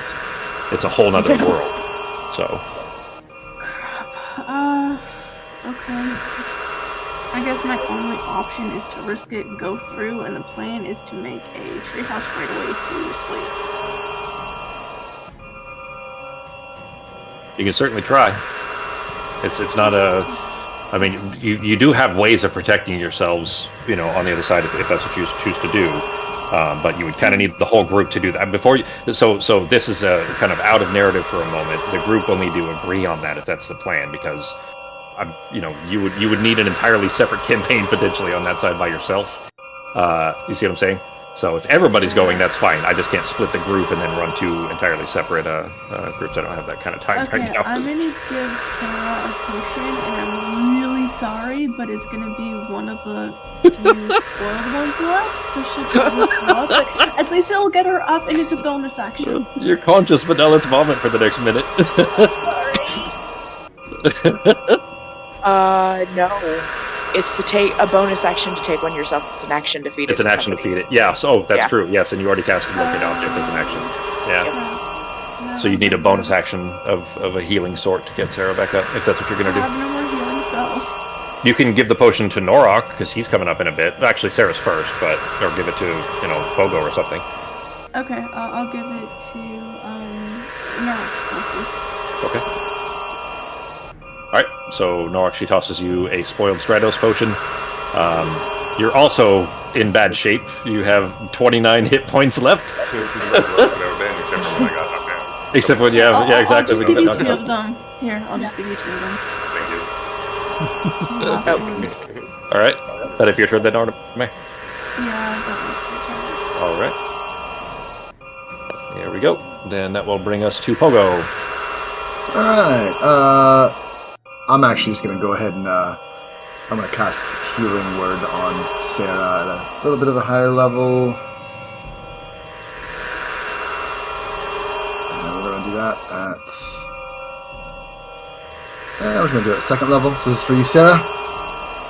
Thank you. All right. So you heal for 6, Sarah. And then, let's see here. 5, 10, 15, 20, 25. Running outside, following this creature. Okay. Through because it is so much taller than you. You can see Elida as it's running past, kind of between its legs down the road a little ways to the south of you. I'm going to try to climb on this creature and hold on without it knowing I'm there. Oh shit! Okay. So that it knows I'm. It's probably gonna feel something, but like right on its back, to where like you'd be like, "Wait, is there something on me?" Like you wouldn't. You're not really sure. Sure. Like, all right. What is that? What is that? Like, what is that Capcom game? You know which one I'm talking about? There's a sequel coming soon where you climb up on the monsters. It's not Darkest Dungeon, but it's DD something. Dragon Dogma. There we go, Dragon's Dogma. That's it. Yeah, Dragon's Dogma. Well, Shadow of the Colossus too. That's Shadow of the different. Colossus. Oh yeah. But yeah, I'm gonna try to use my acrobatics to see if I can just get up and hold on. Do both. You know what? Yeah. The thing is, there's stealth involved here too, but I would say that's lesser than the acrobatics. So go ahead and make an acrobatics with. Fuck, I'll be fine. Oh, yeah, that's plenty. All right, I was going to say we'll average it between that and a stealth check, but that's plenty. Shadow of the Colossus is the big one. So what I was thinking of was Dragon's Dogma, where you you have griffins and chimera and shit, and climbing those. Justin, you played Dragon's Dogma is one of my favorite games. So Yeah, I'm excited yeah. for the sequel coming out. Yeah. All right, Wait, so you there's a clamber. sequel coming out? Yeah, Okay. and it's not even that far away. Like it's soon. Too. I that was one of those 150-hour games that I played. I played that for a long. I remember you playing it a bunch. Yeah. That was a good one. But you clamber up the back of its leg. Basically, its back leg as it's running forward. You just happen to catch it just in time, clambering up over it. It is covered in spikes and scales. I would say with a 30, you're very deftly avoiding those, so that when it brings its leg forward, you're not impaled on one of the spikes. I'm trying to use them like handholds. Like I'm just trying to hold on. Yeah. There you go. Sure. And I just meant with the impact. It might not really feel me very much, especially if they're running and they're in a battle. Exactly. With it doesn't seem to notice you, at least at the moment. Right, I'm on for the ride.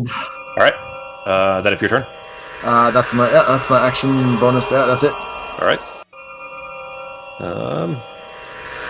I'm hoping they understand how these portals work and that they're not going to be fucking stuck here at some point, but we'll see.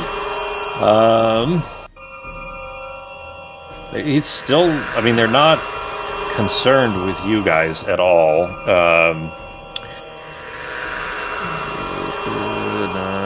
It wouldn't really do that in an attempt to grab her. It doesn't. Basically, this one is floating after her. Roll a percentile dice for me, Justin.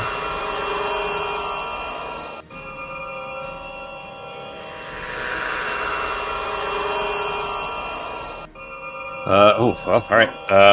It inadvertently, without seeming to pay you much attention, it floats through you. 4.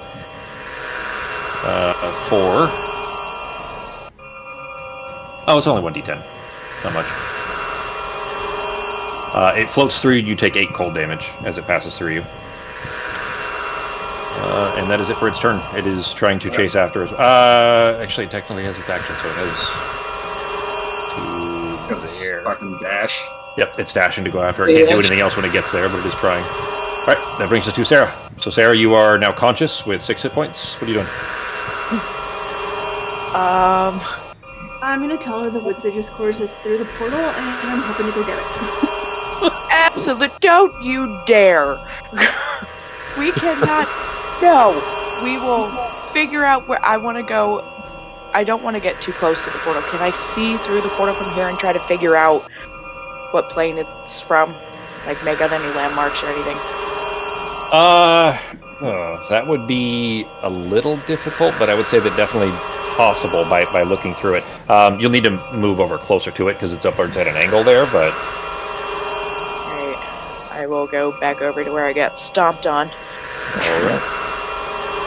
And try to just kind of peek through and look and see where we are. If we can figure out what plane it is, then we can do this at another time, but going through there now is suicide. Well, you're okay. You're not trying to go through, though, right? No, okay. no. Okay. I'm telling Arteme that. I gotcha. And I'm just trying to figure out. I was like, you're way on the ground, and it's up in the air. You guys made it specifically so that an elf couldn't jump through, so you definitely couldn't make it on your own. All right. You're trying to just look up through it and identify it. Then, all right. So in that case, give me an Arcana check with advantage, probably.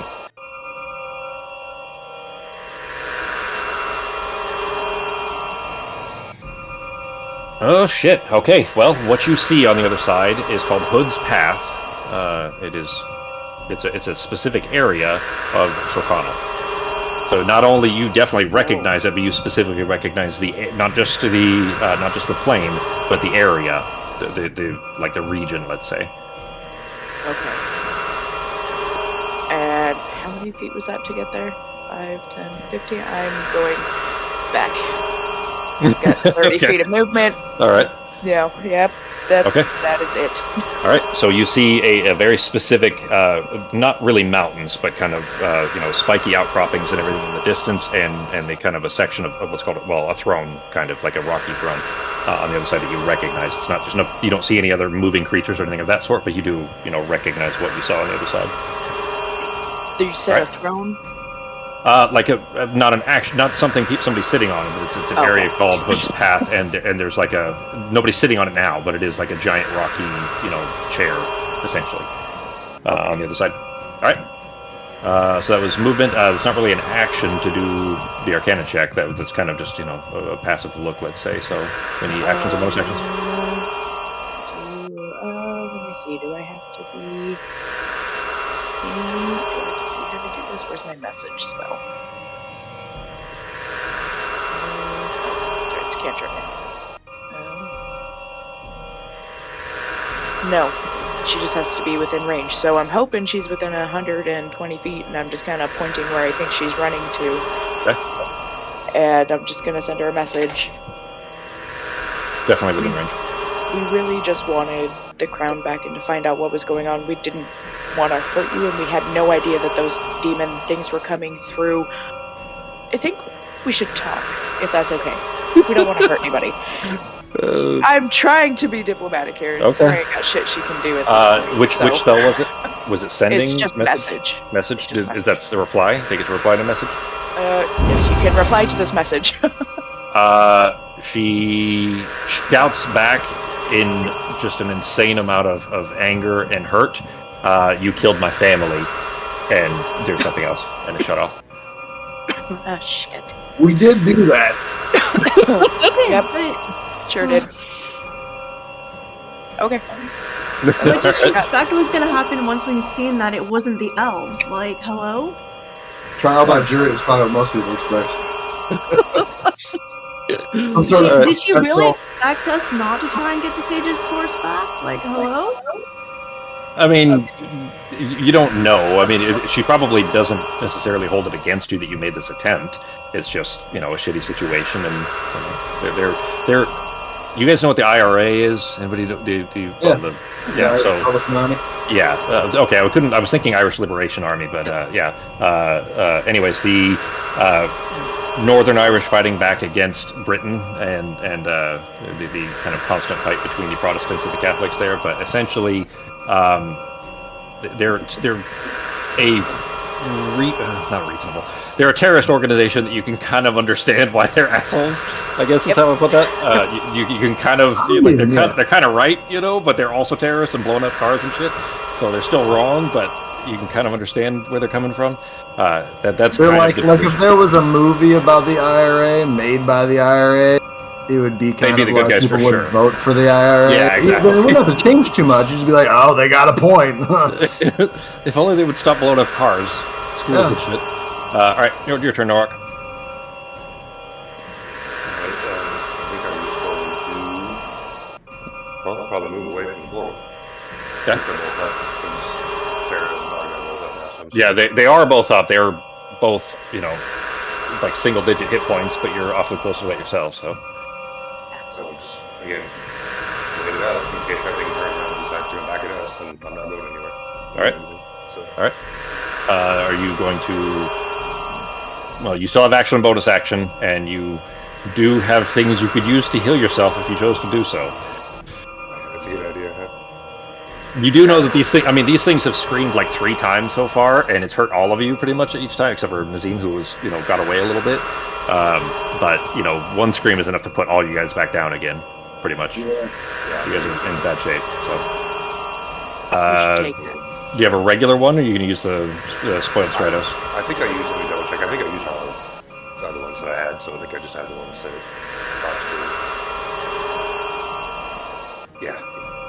Oh, you've got 4. Oh, sorry. Of the skill Stratos.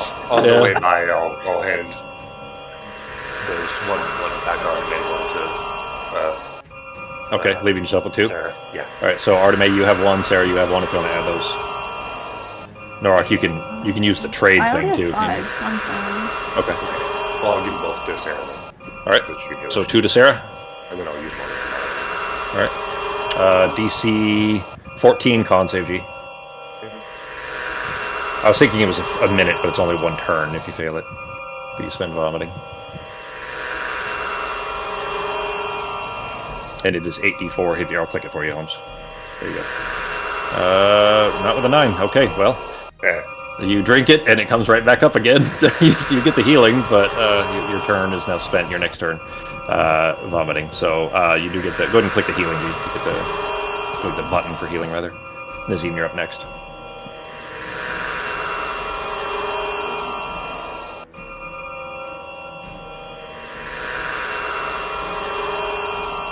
Well, go ahead and click it, G, and then once it comes up, you can go ahead and heal yourself. Just remember you are vomiting your next turn. That isn't magical healing. And actually the creature is far enough around the wall it may not be affecting you at the moment. Anyways, let me see. I'm not sure if the aura is all healing or just spells. So let's see. It is denied vitality. There you go. Can see, and you cannot. So you actually get the full healing, G. Keep that in mind too. It is 30 feet. Not that you know that, but when you are applying healing for the moment, he has to be able to see you and be within 30 feet for the for the half healing to apply. So, all right, your turn, Nazim. All right, backup plan in case she gets away. We gotta find her. Our artifact thief is 30 feet away. Okay, change her name. Wait, why would we have to find her? She doesn't have the Sage's Force. She might have information though. She knows where she put it. That's what I'm about to resolve right now. So what I'm going to do is I will move 30 feet to her. And die 30. Right next to her. Okay. And as my action, in a non-aggressive, non-attacking way, all of us have been within 15 feet of me. So all of us have been 15 feet away from one of my rare shapeshifter skin pieces that I've stolen off of the shapeshifter skin, or shoulder, I guess I peeled it off of. I will reverse pickpocket one of my shapeshifter skin pieces into one of her pockets or a belt loop or something. So an item that we know, I will put that on her. What a disgusting idea. That's an awesome idea. Yeah, awesome and disgusting. Okay. So go ahead and mark it down. You have 5 of them, right? So change that down to 4. Changes to 4 now. Go ahead and roll. But yeah, actually, sorry, you still got to roll for it. Go ahead and do a sleight of hand with I was going to say with advantage because she wouldn't be trying to stop you. She has bigger things to focus on. But disadvantage because she's moving, so we'll make it a flat roll.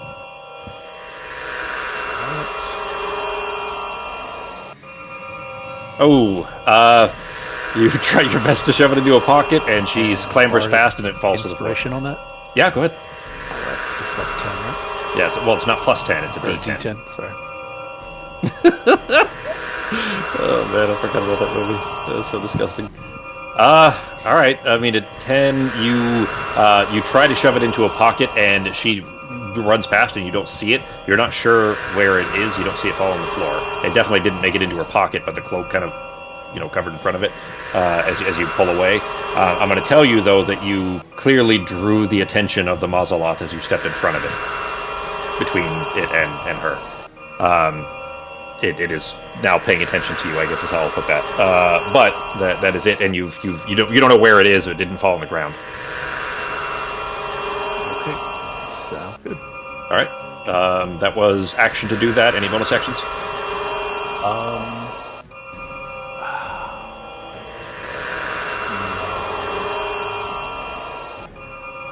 Okay. Well, maybe a far step. I got 3. Far step, I think we're 30 feet away, 60 feet away.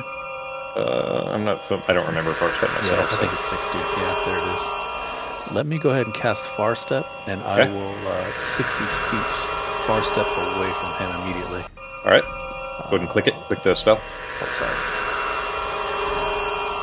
Cast the spell. There it is. Consume spell slot. Yes. There we go. Okay, and then click in that blue kind of pulsing area, anywhere in there, and it'll automatically move you there. Nice. I will go ahead and poof myself over there. All right. You know what? I'm going to say it doesn't turn in your direction. The Mazaloth is still focused on her. Since you got out of the way and didn't attack it, you might have just barely avoided the ire of the despair demon there. All right, and I'll just scream out to everyone so they know what I've done. I said I've tagged her. I've put an item on her, so I guess everyone will understand what that means. I've put an item that we know about on her. Okay. All right. That brings us to her turn. I think it is. Oh shit! She really need. Well, fuck if she won't make it one more turn. Nazim, you're the only one that's close enough to be able to see this because she's running low on ability or on spell slots now anyway. So she's going to Misty Step again. Yeah, that's probably her only means of egress here is going to be to get to there. And she's gone. There is a blue flash, and she disappears. And then that is it. Yeah, you guys wouldn't be able to tell because nobody can see her on the other side what happens. But anyway, she there was a blue flash, and she's gone. It was another Misty Step, as Nazim can see. And then she used her action for something else, but I'm not going to click it and put it in the chat because you guys could probably gather what she did, but it was not visible to anyone. All right, the Cormanoch is angrily rushing past. Going to take another D6 of damage, or D10, I think it is. Yeah, from the Mazaloth. Oh yeah, Pogo is still on him. Oh well, that could get interesting fast. D10, yeah. Shit, Pogo, he ran through it, so you're going to take the D10 as well. Okay. So 4 damage to you and to the Tormanoch. And he angrily rushes towards the edge here. Shit, actually, you wouldn't know whether to stop or not. Yeah, he's just, I guess he's going to dash. He doesn't have any other choice there, so it would from there to about, I guess, to the edge. And then is angrily and almost ape-like, amusingly, since you were an ape in the water here just recently, is going to kind of look in all directions and start kind of throwing his weight around in a lot of frustration. And that'll be it for his turn, bringing us to Artemay.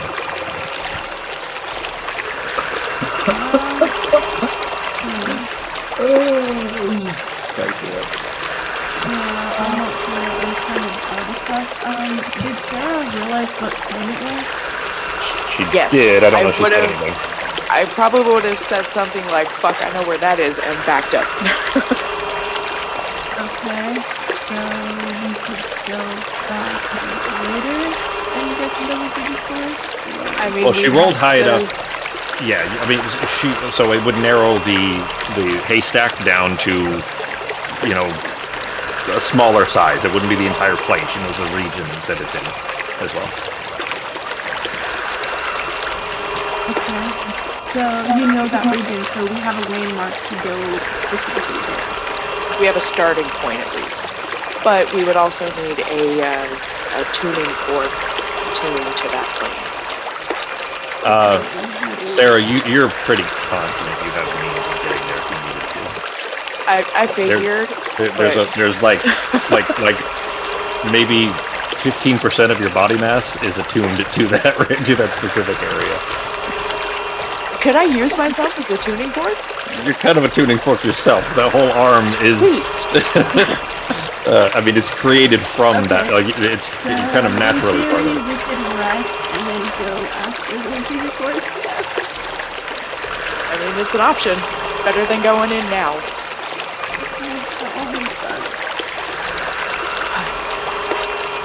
Are you doing anything then, Artemis?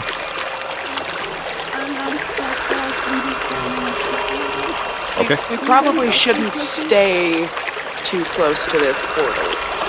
Like, Sarah plans to move away from it when it's her turn. Yeah, when this thing closes, they're going to be stuck here. They're gonna be You're pissed. still on the ground. And something, well, not now. I mean, I was laying on the ground, so I think I was just walking, but I have the broom. You can grab it if you want it. I think I'm gonna get on it. I can help on this one, and then I can really get control.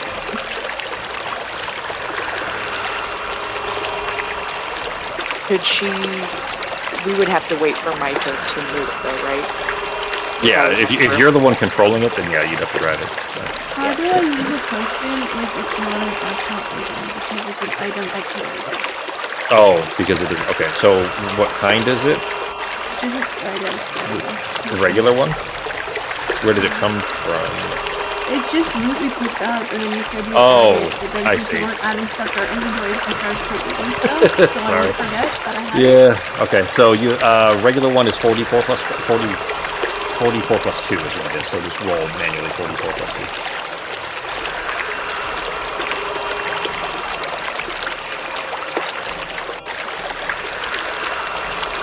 Alright, 14, and yeah, although you're potentially within range, you can't see the creature, so you get the full 14 heal.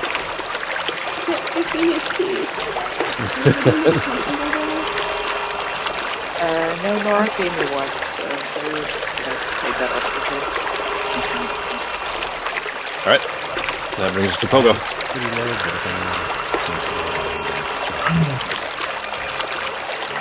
but Well, how high is this cliff? Probably more than 100 feet, right? It was 80 feet total to the top, but I mean you can see flame and smoke up there still. I'm going to go ahead and use my action to see if I can perceive the location of what's her face. So I'm going to look around as it's spinning. I'm going to look around and see if I can see what's her face. Okay.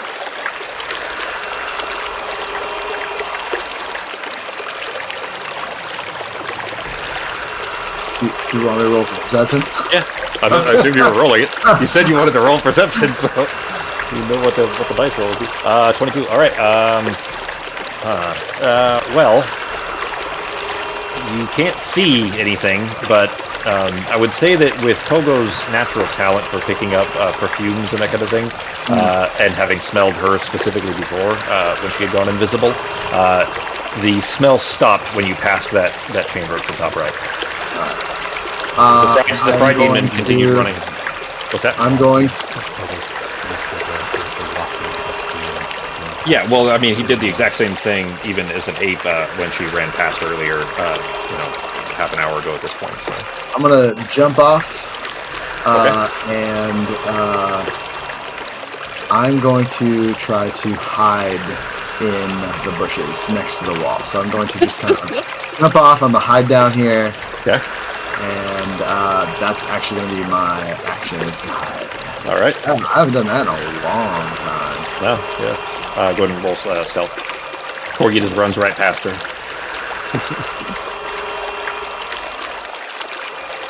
Yeah, that's funny. Especially because he's not looking for you anyway. So, all right. Well, you're. Let me get some specifics there. Are you trying to hide from something coming from the north or something right behind you? I'm going to be on the river side of this corner, like kind of right there. Okay. And I'm going to be trying to hide from this thing that's right next to me. Okay. As well as the Mausoleum. But I know that the Mausoleum wouldn't have direct line of sight from me there. Mm-hmm. I would just be trying to hide. I mean, technically from both of them, but I'm trying to wait until I see That's totally fine. You don't need to clarify specifically there. I was just asking in the event that you were trying to hide from, if you were to see Elida, if that was who you were trying to. Basically, if your focus is trying to hide from her or hide from the demons. So, all right. That brings us to the Mausoleum, who is. I think it can actually see. No, it cannot. Okay. I mean, I'll tell you that when you ran by, you probably looked in that direction as well, or when the demon ran by, Pogo, and you did not see her. You can gather she probably pulled the same trick that she had done, 35 minutes ago at this point. Misty stepped and then invisibility. You don't know for certain, but it seems likely, of course, because you had seen her do that less than an hour ago. But the let's see. Yeah, it wouldn't. They have relentless. So, all right. It will also fly south and use its action to dash, and is going to go in this direction. I'm a little worried they don't know they can get back to the portal, guys. They just might be here now. Yeah, I mean, you don't have any reason to know whether they are aware of how that gate works or not. So, yeah, I'm sure we should be here. We could probably make our way back to the ship anyway. It's been how long? 20 seconds now. We are in round 4, so it's been 24 seconds right now. 24 seconds. I'm more worried about something else coming through the portal. I can block the portal, but it's going to close in 30 seconds. So if we're not here, it's not going to matter. I know, that's why Sarah's running. Like, I don't think these guys are going to stop chasing her. I'm more worried about something coming out behind us. So I think we should just run away. While we still can. But that's just my opinion. Well, let's do this for the sake of time then. If the intent is that everybody is going to avoid trying to, make yourselves noticed by these demons at all, if you're just going to try to avoid them basically, and you're not necessarily, well, I guess if you're trying to find a lighter right now, we have to roll through that because there's opportunities for you to kind of accidentally get in the way and get killed. But if you're just trying to get away from them and let them be, then we can skip that. We can do our levels, and then we can pick up here next week. Obviously, it means Elida does escape in that situation. Well, I mean, I'm still looking for Elida, so I was going to go back in the thing and just try to hide. Pogo still is hoping that these things go back to the portal before the portal closes. He's not totally sure that they understand how it works, but he's not totally sure they don't. Pogo probably wouldn't have the, before knowledge, I guess, the early knowledge of how they might operate. I would say that Sarah has a chance of knowing that from her old book learning, and Nazim has a chance with advantage of knowing that as well, or with a decent odds, I'd say. So, did somebody redo, or is that just like they just put his face on it with a filter or something? Yeah. Anyways, all right, Sarah, what are you doing?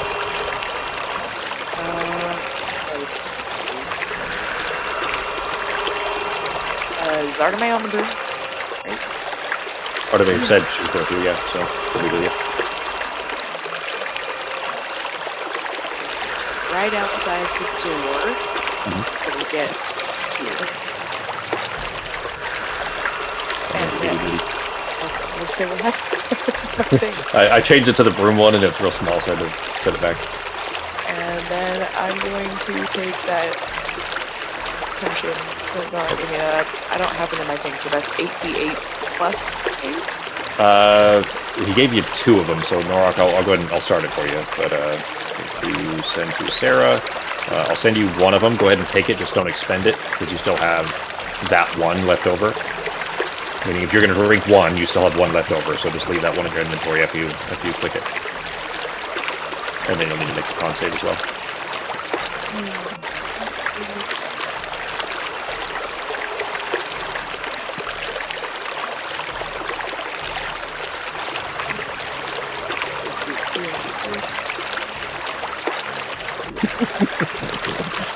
You get the healing either way, whether you do the vomit or not. So, but you are... No, you're not within 30 feet, so, and he can't see you now anyway, so you're okay. Good roll, at least. And DC 14 con save.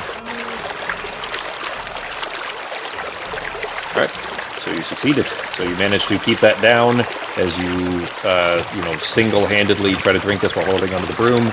Of course, if you started vomiting, you were going to fall off the broom. So that's why I didn't go up. I just went straight out. Yeah, you'd still throw Artemis to the ground. But as someone who's had to throw up, you can still keep your two hands doing what they have to do sometimes. You just fucking. She had to drink the potion also. Oh, got it. Yeah.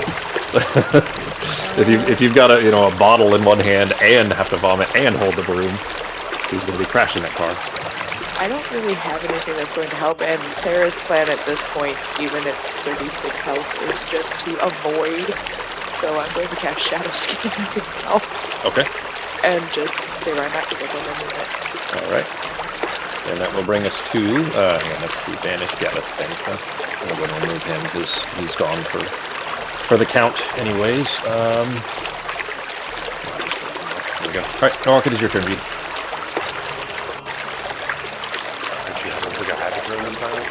Oh, the shit! You're still vomiting. That's right. Yeah, no, I think you still have movement. It's just not action, a bonus action or reaction. I think. Yeah, everybody right. Thought he get away from the portal. Okay. All right. Do you want? Oh, you never mind. You don't have action to dash. So. All right. Then, all right. That'll bring us to Nazim. Okay. So we are just going to be leaving them alone at this point and congregating together here, yes? I mean, yeah. I don't... 25, 30. Where did Pogo go? You would have just seen me riding the back of these motherfuckers all the way down south, but I don't think you guys would have... You guys would probably just be like, alright, we'll figure that out later. In my He's one of them now. Yeah, that's his new home is with them. Since most of us are together now, I'll just share a plan with everyone as the backup plan. So I'll let everybody know, since we have a little bit of time and calmness, I slipped the skin in a pocket or something somewhere on her, so we can track her when we need to. That's good. And we'll let him know that the crown is through the portal, and we know the general area of where it is. Okay. We begin the planning phase. All right. That's pretty much it. All right. Also, if anyone has any healing, they could probably use some healing too.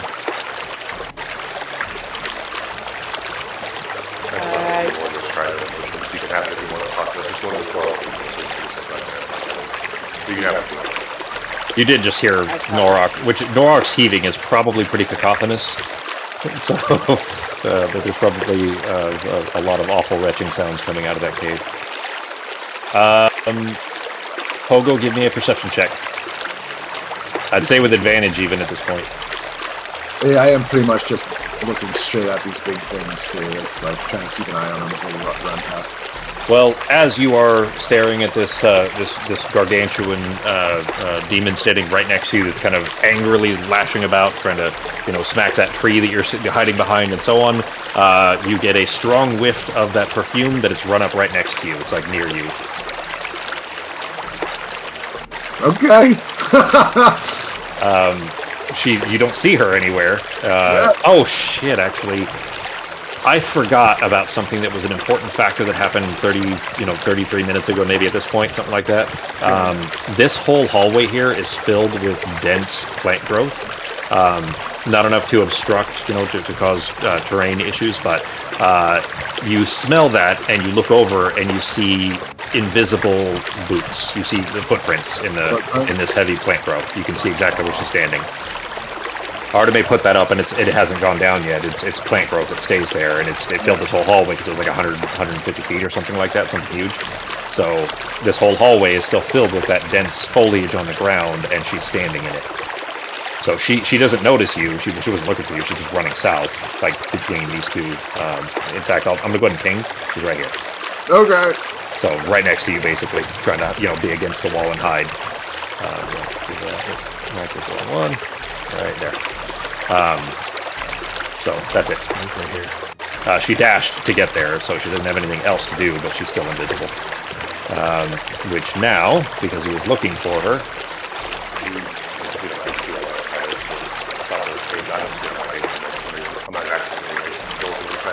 But I should. I transferred. Yeah, no, I don't see it either. I transferred one to Sarah, so let me pull it from her then. I have two of my own. Oh, I must have given her both, because Sarah, you have two in your inventory, but you only had one, right? You only had the one that he had given you. Is that correct? Well, because Fox gave me, I gave those two to Sarah. I had another guy. But Sarah had zero before, is what I'm getting at, Yeah. right? Okay. Yeah, I had none. Okay. Then in that case, Sarah, you have one again. And there you go. For Nazim, you have one in your inventory now as well. Isco Stratos Spoiled is what it's called. All right. The Tormanok, though, is trying to find her, and he has advantage. Or proficiency, rather. Oh, well, he didn't roll well, so let's see what her stealth is. Well, she's got proficiency as well. Dex +7. Okay. Well, he's looking, and that's, he will wander a little bit too. He's like back at this point because he doesn't smell her. He's going to move to the other side, and so we're looking around. But that is it for his turn. Bringing us to Arteme.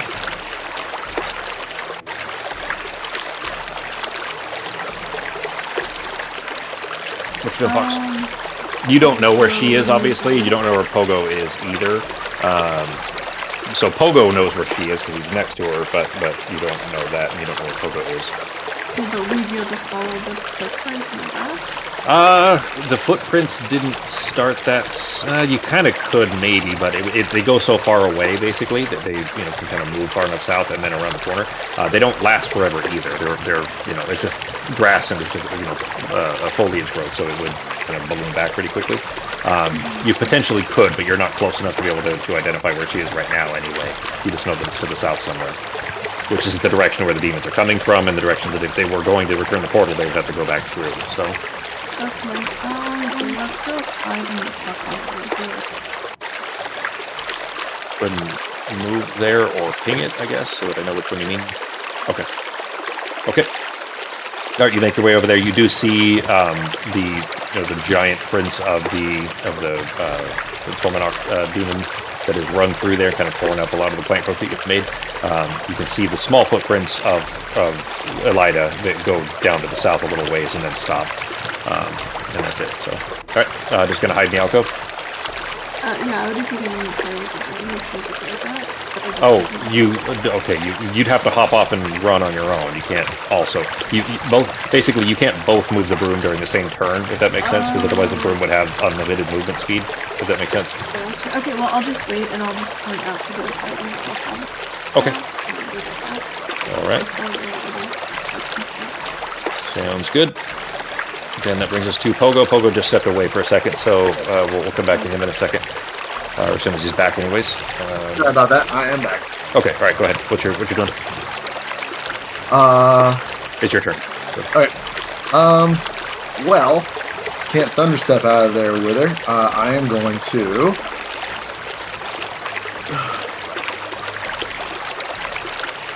That's not going to work.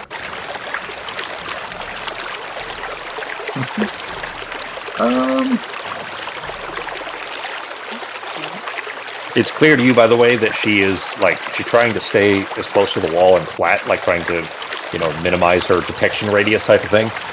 So she's still for the moment and trying to be stealthy.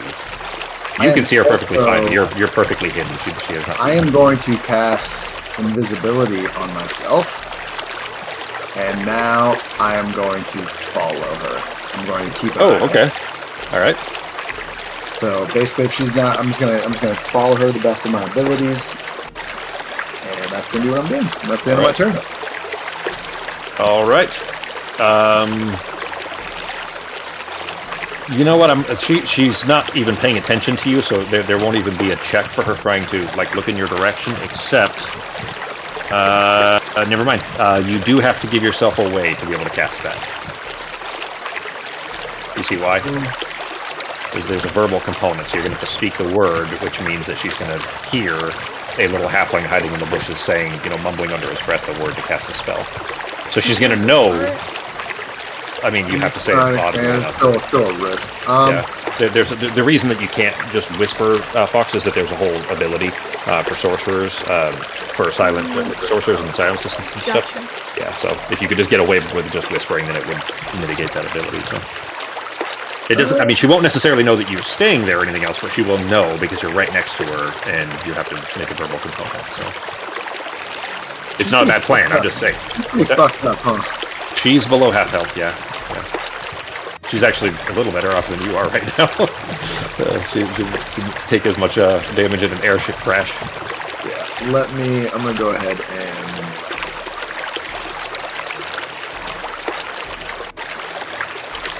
Oh, I don't know. She doesn't have the Wood Sage's course yet. That actually was kind of not really pretty. Well, you checked her pockets and didn't find it. You just don't know about the locate object. Yeah, I don't know that it's not. I don't know why that's.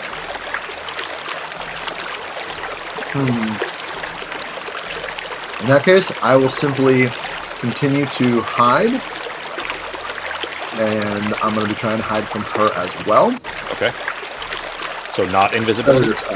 Predator style, not invisible. I'm going to give myself my spell point back. Right. And that's it for now. All right. Then that will bring us to the Mauseloth, who is still kind of peering around looking for her, so we'll be against her stealth check, which is a 15. Perception, there it is. Oh, you should have disadvantage, actually. I failed anyways, that's fine. Because she's invisible. So. Alright, that brings us to Sarah. You should back in a second, can't take it outside of the Okay. I am just going to where Artemis pointed me towards. Okay. We're going to move you over. No actions, bonus action. I don't have any spells that'll help with anything at this point. I'm completely tapped, so... go ahead and make a... No, never mind. She is... Yeah, never mind. You'll be able to see her there. Alright. Alright. So that's it. I'm just waiting for something to happen. That will bring us to Norok, then. Alright, yes.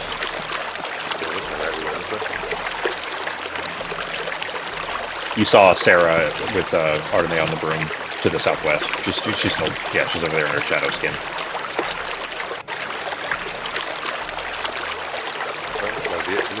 Alright. Nazim. Alright, I will continue to move down there, and then I will also link the Stratos.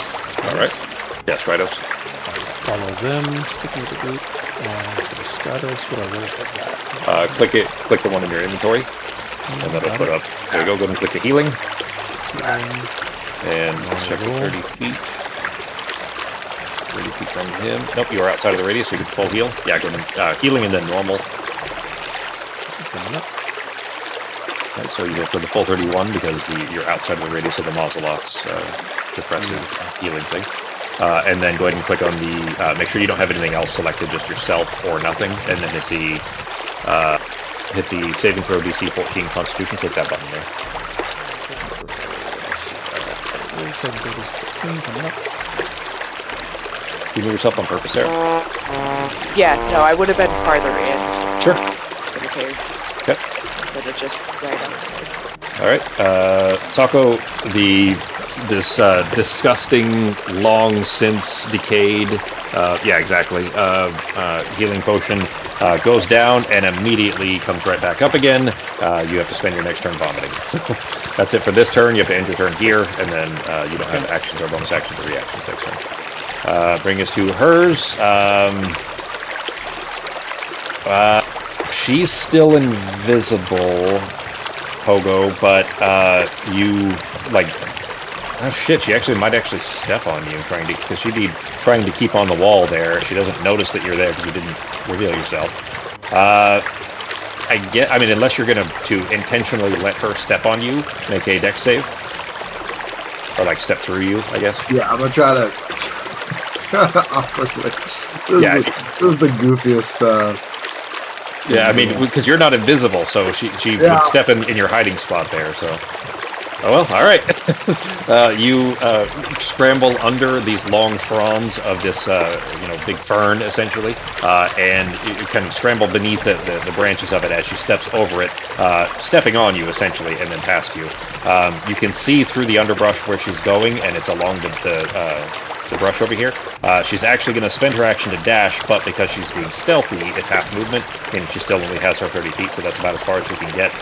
Is you see around here, Justin, is where she has about as far as she gets. If I hear the little leaves rustle and things like that. There's enough, since you knew she was there, of looking around at both the Mazaloth and the Cormanoch, you don't see, they don't appear to have noticed her. They didn't roll on the perception checks, so, although it is one of them's turn now. So, we'll do another perception check if he's looking for her. With disadvantage because she's invisible.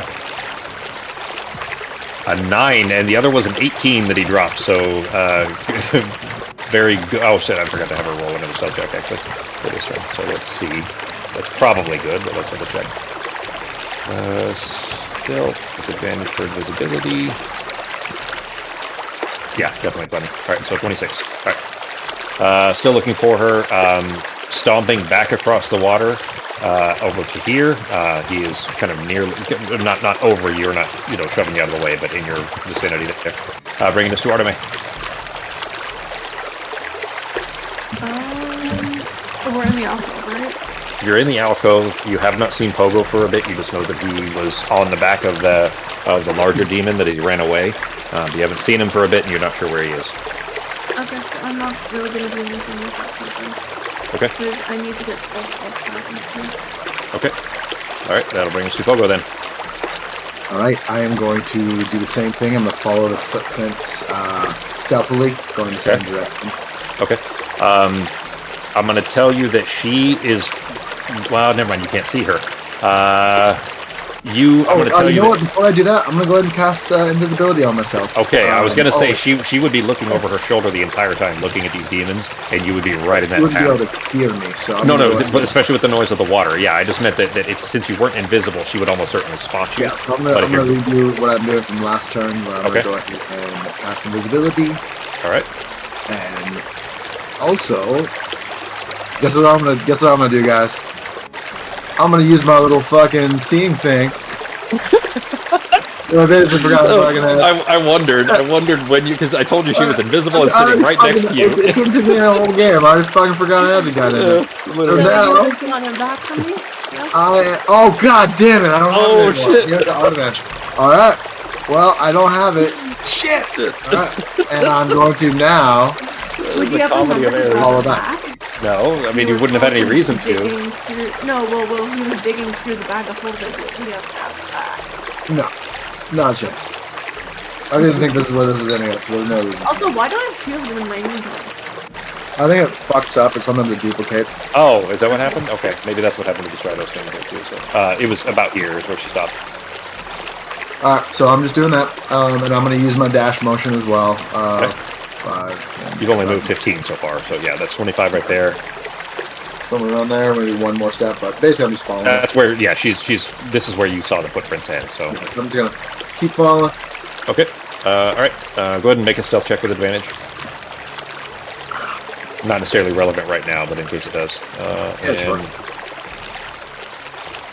Because they don't care about you, but she is still looking in that direction. I'm also finding it interesting that they don't care about us, only her. So I want to find out why too. Because clearly she was there for a reason. We really should figure out what the fuck she was doing. Did not roll higher enough to notice her. So, all right, Sarah. I'm gonna just say this is the DM, so that you guys can, so that we don't have 4 people who are just passing their turns, waiting for something to happen. As the DM, I'm saying this. You guys do know that he's wearing a walkie-talkie and he has this entire time, so you can communicate to Pogo without revealing his location, even though you don't know where he is. But if anybody is concerned about where Pogo disappeared to, I'm just saying this again as the DM so that we don't have 4 players doing nothing and skipping their turn. I actually forgot he had a walkie-talkie. I was going to roll like a D100, and if it got above 50%, I picked the right direction for message. So, yeah, so I'll just use the walkie-talkie. Do you need help? Like, we're in this little alcove shit. I can't see what's going on out there. Are you okay?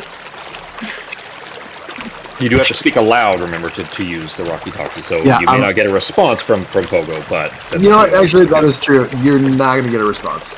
Because if I'm following this person, I'm just, you can't hear me. So you get no response. So we're still back in the same squares we started from, where I was saying, say this, but at least that's my thing is, like, until those creatures are gone, I'm not doing anything against her. I will wait till they're gone. Okay, then for the sake of time, I want to make a change, an adjustment here that they are still looking and would start backtracking looking, because they haven't found anything. They've rolled awful for their perception checks. So they are moving to the north here. Again, not after you. They don't seem to be concerned with you guys as long as you don't, intercede or get in their way. But they are moving northwards. I'm going to just be on the broom and be like, how tall are these guys? The big guy is 12 feet. The Mazaloth is like 7. But because he's floating off the ground, he probably would be 6 feet tall, but he's floating. Alright, I'm gonna go, like, over here, so I'm, like, kind of in the corner out of the way, and be 20 feet up. The ceilings aren't that tall. You're under a roof here. Shit. Yeah, they're 15 feet up, so. Just going as high as you can? Yeah. Okay. I guess I will. And just try to stay in the corner, because I don't want to be in their way, but she doesn't like the fact that she didn't get a response from Pogo. So, she's going out there. Alright. Then, in that case, that'll bring us to Norok. Was that it, Sarah? Yeah, she may have, like, tried to make a perception check to see if she could figure out where he was, but go ahead. invisible, so... No, go ahead. Go ahead and make a perception check. With the specifically the reason that automate, or the... No, this would be a flat roll, really, because I'll tell you why here in a moment, actually. Okay. You do see... footprints of appropriate halfling and elven size to the southeast because of the overgrown plants. Alright, so I will just wait for these guys to pass at some point. Okay. Yeah, that plant growth that Arteme put up, I don't remember how long it lasted, but it was definitely like at least an hour. It might be permanent, I don't remember. Alright, so the plant growth filled this whole area. It was like 150 feet or something like that, so... Alright, Norok, you were just going into that alcove over there? Yeah, because I'm assuming Pogo went this way, and I'm trying to go see if I can try to help him out, but I also... you have advantage on survival checks. So, well, yeah, if you want to look for the footprints, you can, if you wanted to try that. So it would be a survival check for you, with advantage. And then otherwise, I'm just going to be looking around for Pogo, for time to Pogo, and staying out of the way, because I'm assuming I saw those demons turn around, so... Okay. I'm going to step out of the way.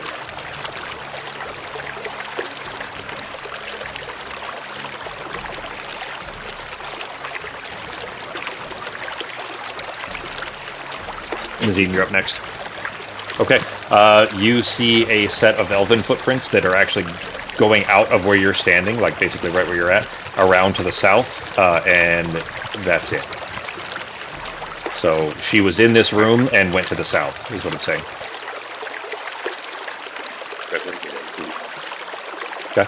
I'm going to go ahead and also tell you that with your experience with tracking animals and that kind of stuff, realizing that this is where she was, there's another predator right around the corner from you who is going to be looking for her and will likely mean he's going to be looking in the area you're standing in now. Does that make sense? He's looking for her. If he tracks her back in this direction, he's going to run right into you. Okay. All right. So moving down to the wall then, out of the way? Yeah. All right. Just flatten myself up against the wall and look unassuming. Sure. All right, that brings us to Nazim. All right, I'm throwing up violently, so I can't really do any actions or anything. Yeah, no actions. You do have movement, though. I can move a little bit. Okay, I'll go ahead and move a little bit just inside this area, again, to avoid them. Okay. And yourself as small as possible. All right. I want to jump ahead just a little bit here, since everybody is kind of in place and waiting. These two are going to be moving around and looking in this area. So the Mazaloth will be kind of floating back and forth in this hallway area. The Tormanok will have basically shoved Norok out of the way if you were standing there, but is going to move into this room and start looking around. Again, paying you little mind as long as you're not doing anything to bother it. But it is Elida's turn. She is going to... now that they're not in eyesight, she's not going to be being stealthy about it. She's still invisible, but she's going to dash. 30. She can get basically up to where you see the footprints stop, is about here. And she continued after that. That's just where the footprints stop. You got that, Pogo? Yeah. Okay, so about there is where you see the footprints stop, because the ground is rocky there, and there's not plants growing over it. But she, didn't stop there. It's just that's where the footprints ended. All right, so we'll skip past that, and we'll go back over to what are you doing, Pogo? As far as reaction to that, the demons are not visible now, and you saw where she is. I am now. It's going to drop my invisibility, but I am going to cast sleep at the highest level I have in the area where I think the person is. Okay. I can fucking find it, you dick. Where are you on this list? Son of a bitch. Alright. False life. No. Attack. No. There it is. And this might not work either, by the way, but... She doesn't have a ton of hit points left, so it's possible. It just depends on, what the roll looks like, I guess, and how high it can go. And I remember it would basically be my assumption of the general area where she was. Okay. So it would probably be somewhere around here. What level are you casting it at? About 4th. Okay, so it's 5d8 initially, and then every extra level adds another 2d8? It's 11d8. Alright, well, I'm going to show you something real quick here. This is how many hit points she has left.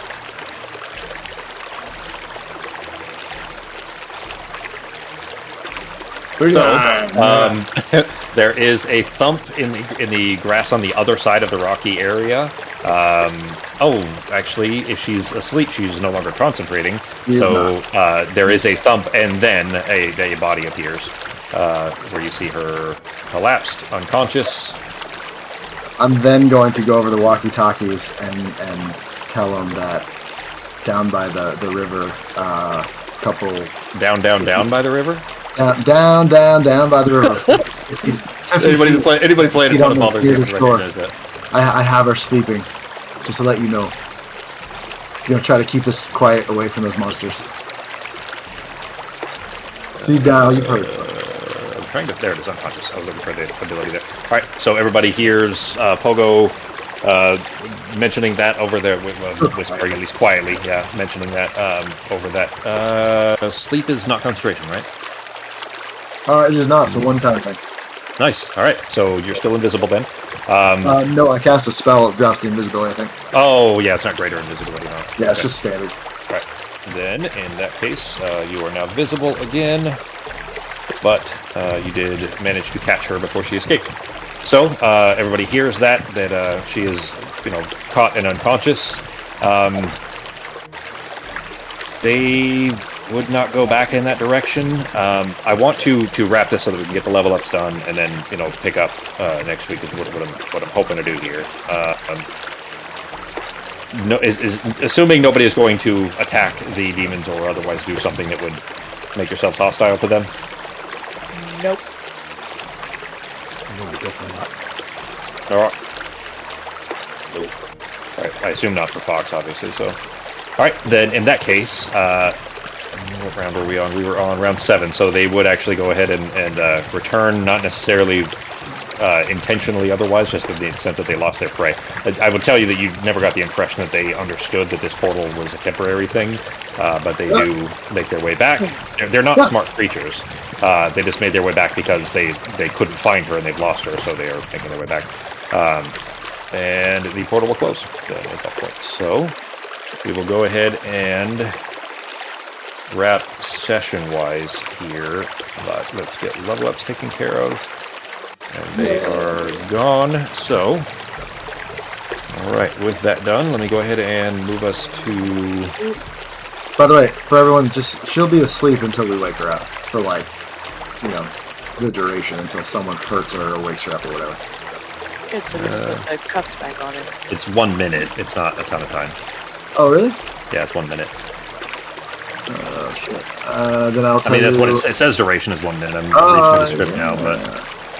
Sarah would have made her way down there with the cuffs. That is a decent amount of time in game time. It is. 1 minute is still a lot of time. I just meant that it isn't, it wouldn't sleep for an hour or anything. All right, so then in that case, I'll go ahead and, if everybody's going down there, I'll go ahead and move everybody in the kind of general vicinity here. We are going to do level ups. You guys, this was supposed to be after, a rest, basically, so depending on what you guys... Well, you didn't have to throw demons at us. That was a totally unnecessary thing. You, sir. Yeah, but you guys... Okay, so you guys didn't... Obviously, you had no way of knowing, of course, but you didn't know what was on the other side of the portal that she teleported herself into. Because she plane shifted. It wasn't just like, going back to someplace safe. She plane shifted, and clearly was, either delivering or lost the Wood Sage's chorus on the other side of that portal. And then when you guys pulled her back through, they were clearly in the middle of something, and things did, turn south from there. So anyway, because it was 30 minutes, it was reasonable that meeting, let's say, was still happening. So we'll go ahead and wrap there. Let me turn this off real quick, and then we will do level ups here. In game, I guess it kind of depends on what this next session is going to go, because presumably you guys are going to talk to her or interrogate her, whatever, kill her, whatever else you're going to do. But one, I need to know at least a general idea of the plan for next session of what you guys are going to be doing after that. Yeah. And just confirm, we're going to have in-game time 2 weeks to not do stuff? Well, it'll be not necessarily, it doesn't have to be necessarily 2 weeks, but there will be a downtime period of a set amount. Whatever you guys want to do with that time is fine, but it'll be a period of time before the next, thing you guys want to go do. So whether that's, relaxation, whether it's studying, whatever you guys want to do. Everything we have to do at some point is go with my EB, right? We're supposed to go with her. Mm-hmm. What she done? Yeah, so go with my EB, do my test. What else are we doing? We have to go figure out about some portal in the sea. Possibly find a way to murder the leadership of the Vadians. Well, that's part of what my ED thing is. Yeah. Anything possibly else? figure out,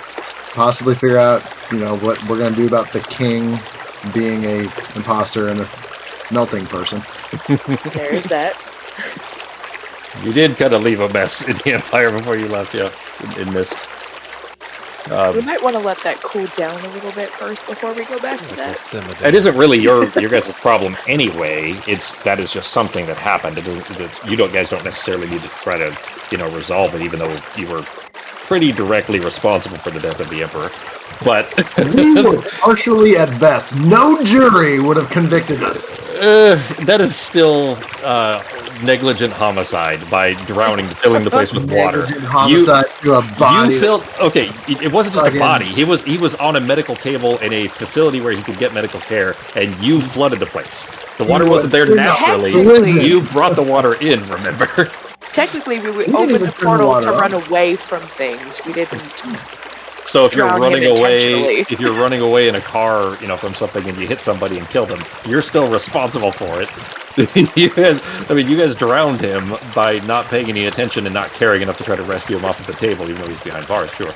But you filled the place with water. He wouldn't have died if you hadn't have been there. Is how I'm putting that. It was negligent homicide is a pretty fair assessment, I think. There, at least reckless homicide. So the question is, what do we want to do first? Because we have lots of stuff to do.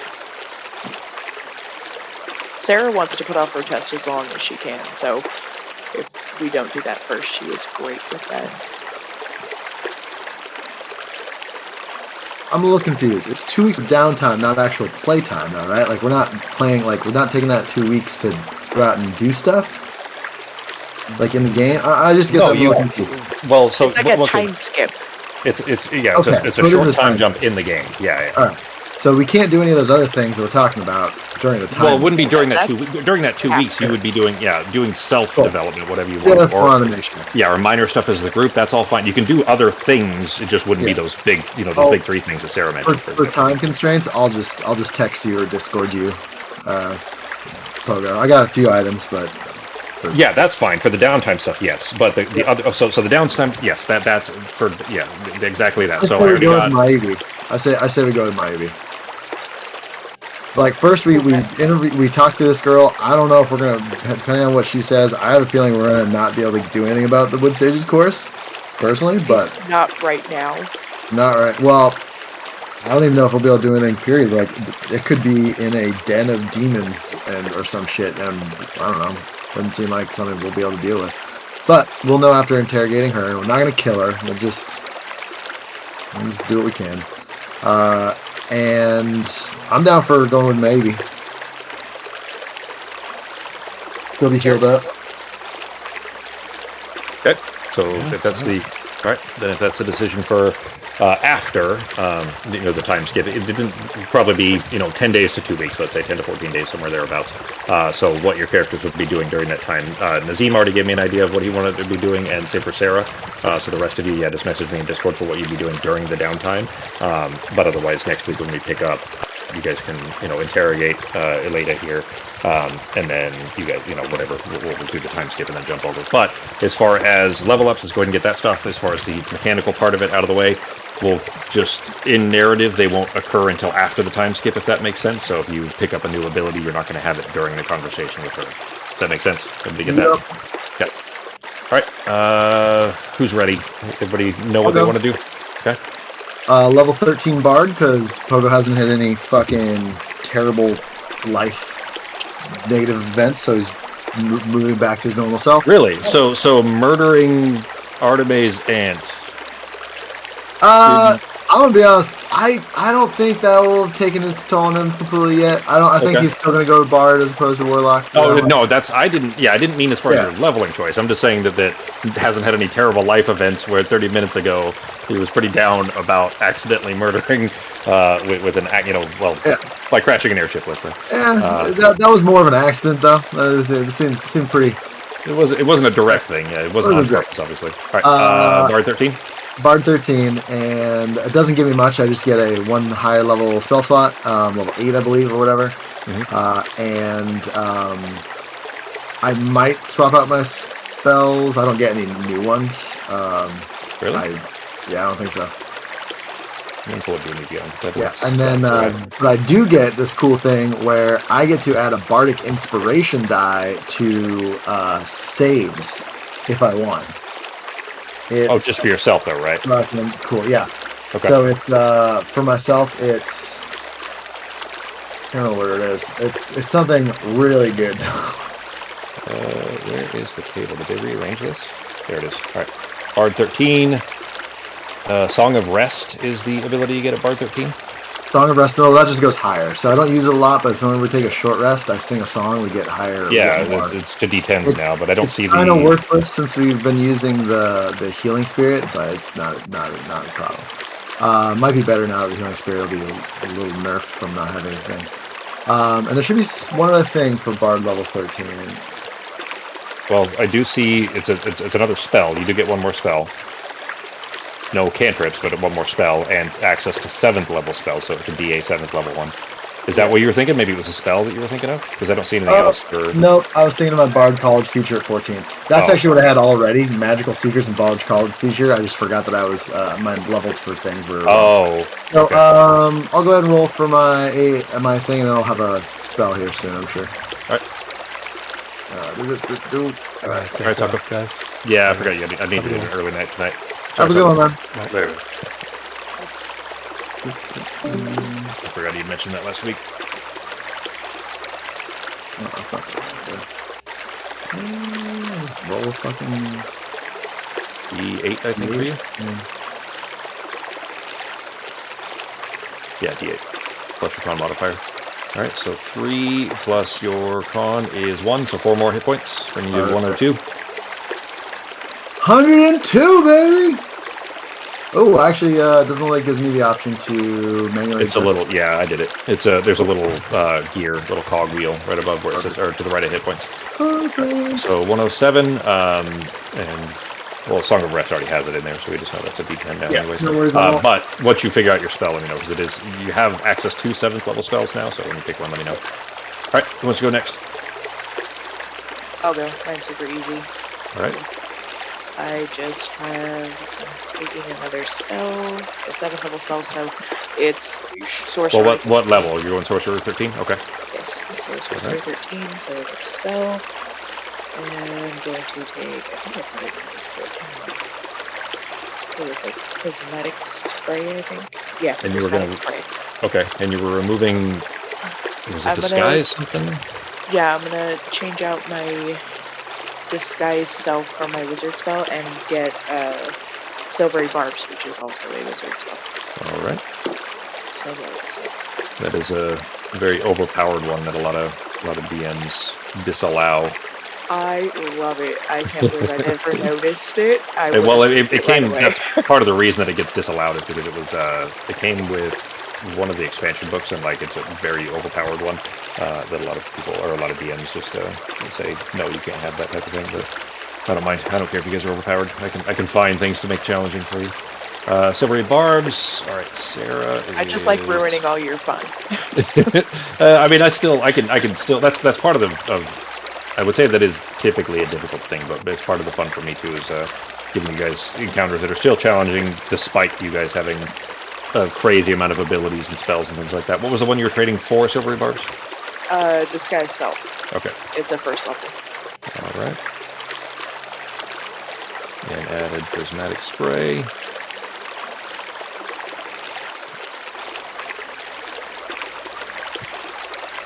All right, done. Roll your hit dice. Yeah, for sure. Yeah, D6. That's 4 plus your con, and then toughness as well. So you get that too. Toughness plus 2 or con is plus 1. Con is plus 1. Yeah. But tough. That you took the feat tough, didn't you? Yes. Which is I think it's another 2, right? additional 2. Yeah. Yeah. So I'll double check. Yeah, an additional 2, so 6. Alright, so 7? No, 7. 7. Yeah, 7 plus your con modifier, well, with the con modifier, so that brings you to 112. Alright, that's done. Alright. Change my sorcery points.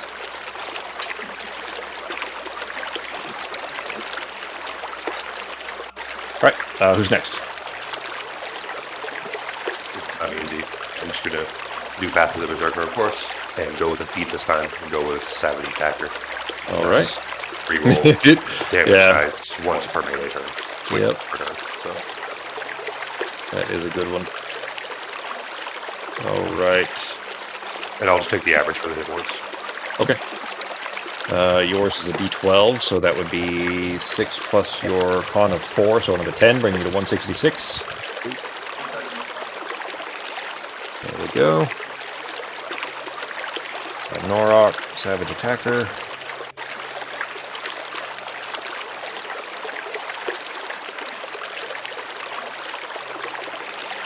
Or Savage Attack, or whatever it's called. I'll fix that after. Alright, Sako had to jump, so I'll take care of his in a minute here. But, Fox, what you doing on yours?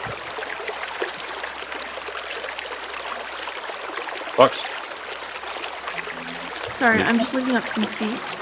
No problem. You can let me know later if you want. Oh, yeah, I'm just gonna take the average health, and I'm looking up some feats. Alright. I'll take care of the hit points and the level while you're doing that, and then if you come up with it now, that's fine. If you need some more time to look at it, that's fine too. I'm just looking up a list, but the one I was looking at... Not working. What's not working? The D&D... Oh, there we go. The D&D Beyond, when I tried looking at feats, it just said, oh, add this for, like, money. And I'm like, what? Oh, it's the campaign thing. Here, I'll find you a better list. If you would need to have the account. It's not, you don't need to pay for it, but you would need to be in my campaign in D&D Beyond, and then you would have all of my books on there already. But I don't remember if I think we did do that initially, didn't we? I think before so, years ago, but I whatever? don't know. Like, I'd have to figure out my login. Yeah. But that's fine. There's plenty of other sources to find him, so I'll find one for you that is not on D&D Beyond. I don't know if this is an accurate or thorough list, but it looks like at least most of the main ones are on there, and it's a pretty brief list, so give that a shot, Fox. Alright, so hit points for you, that'll be 6, Fox, that'll bring you to 110.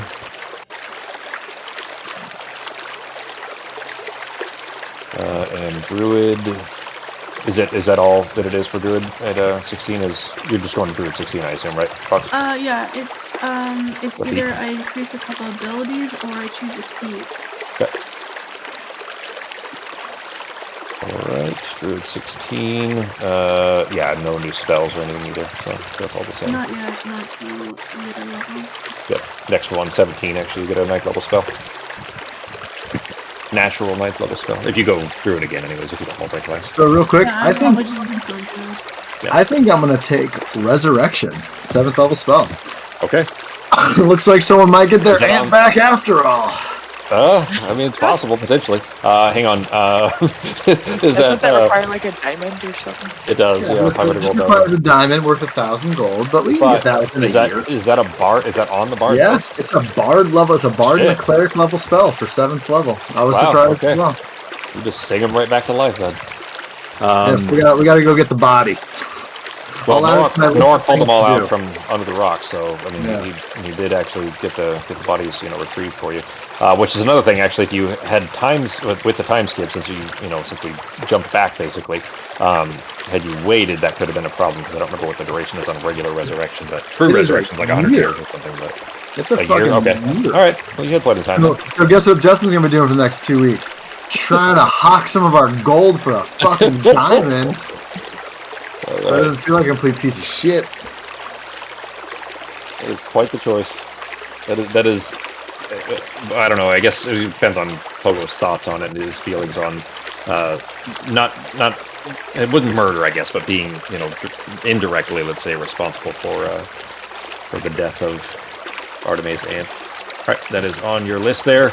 Obviously, you'll need a long rest and the appropriate materials before you can use that. Diamond worth 1,000 gold, which the spell consumes, and it takes an hour.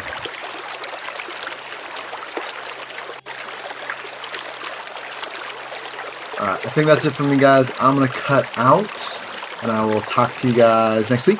Sounds good. Later, dude. Oh yeah. Bye. So everybody good for next week? Next Saturday. All right. Yeah. I'll double check with soccer too, but yeah, we'll go ahead and drop here then, guys. Fox, as soon as you I'll be on for a few more minutes anyway. So if you if you find one, go ahead and let me know. I'll get it added for you.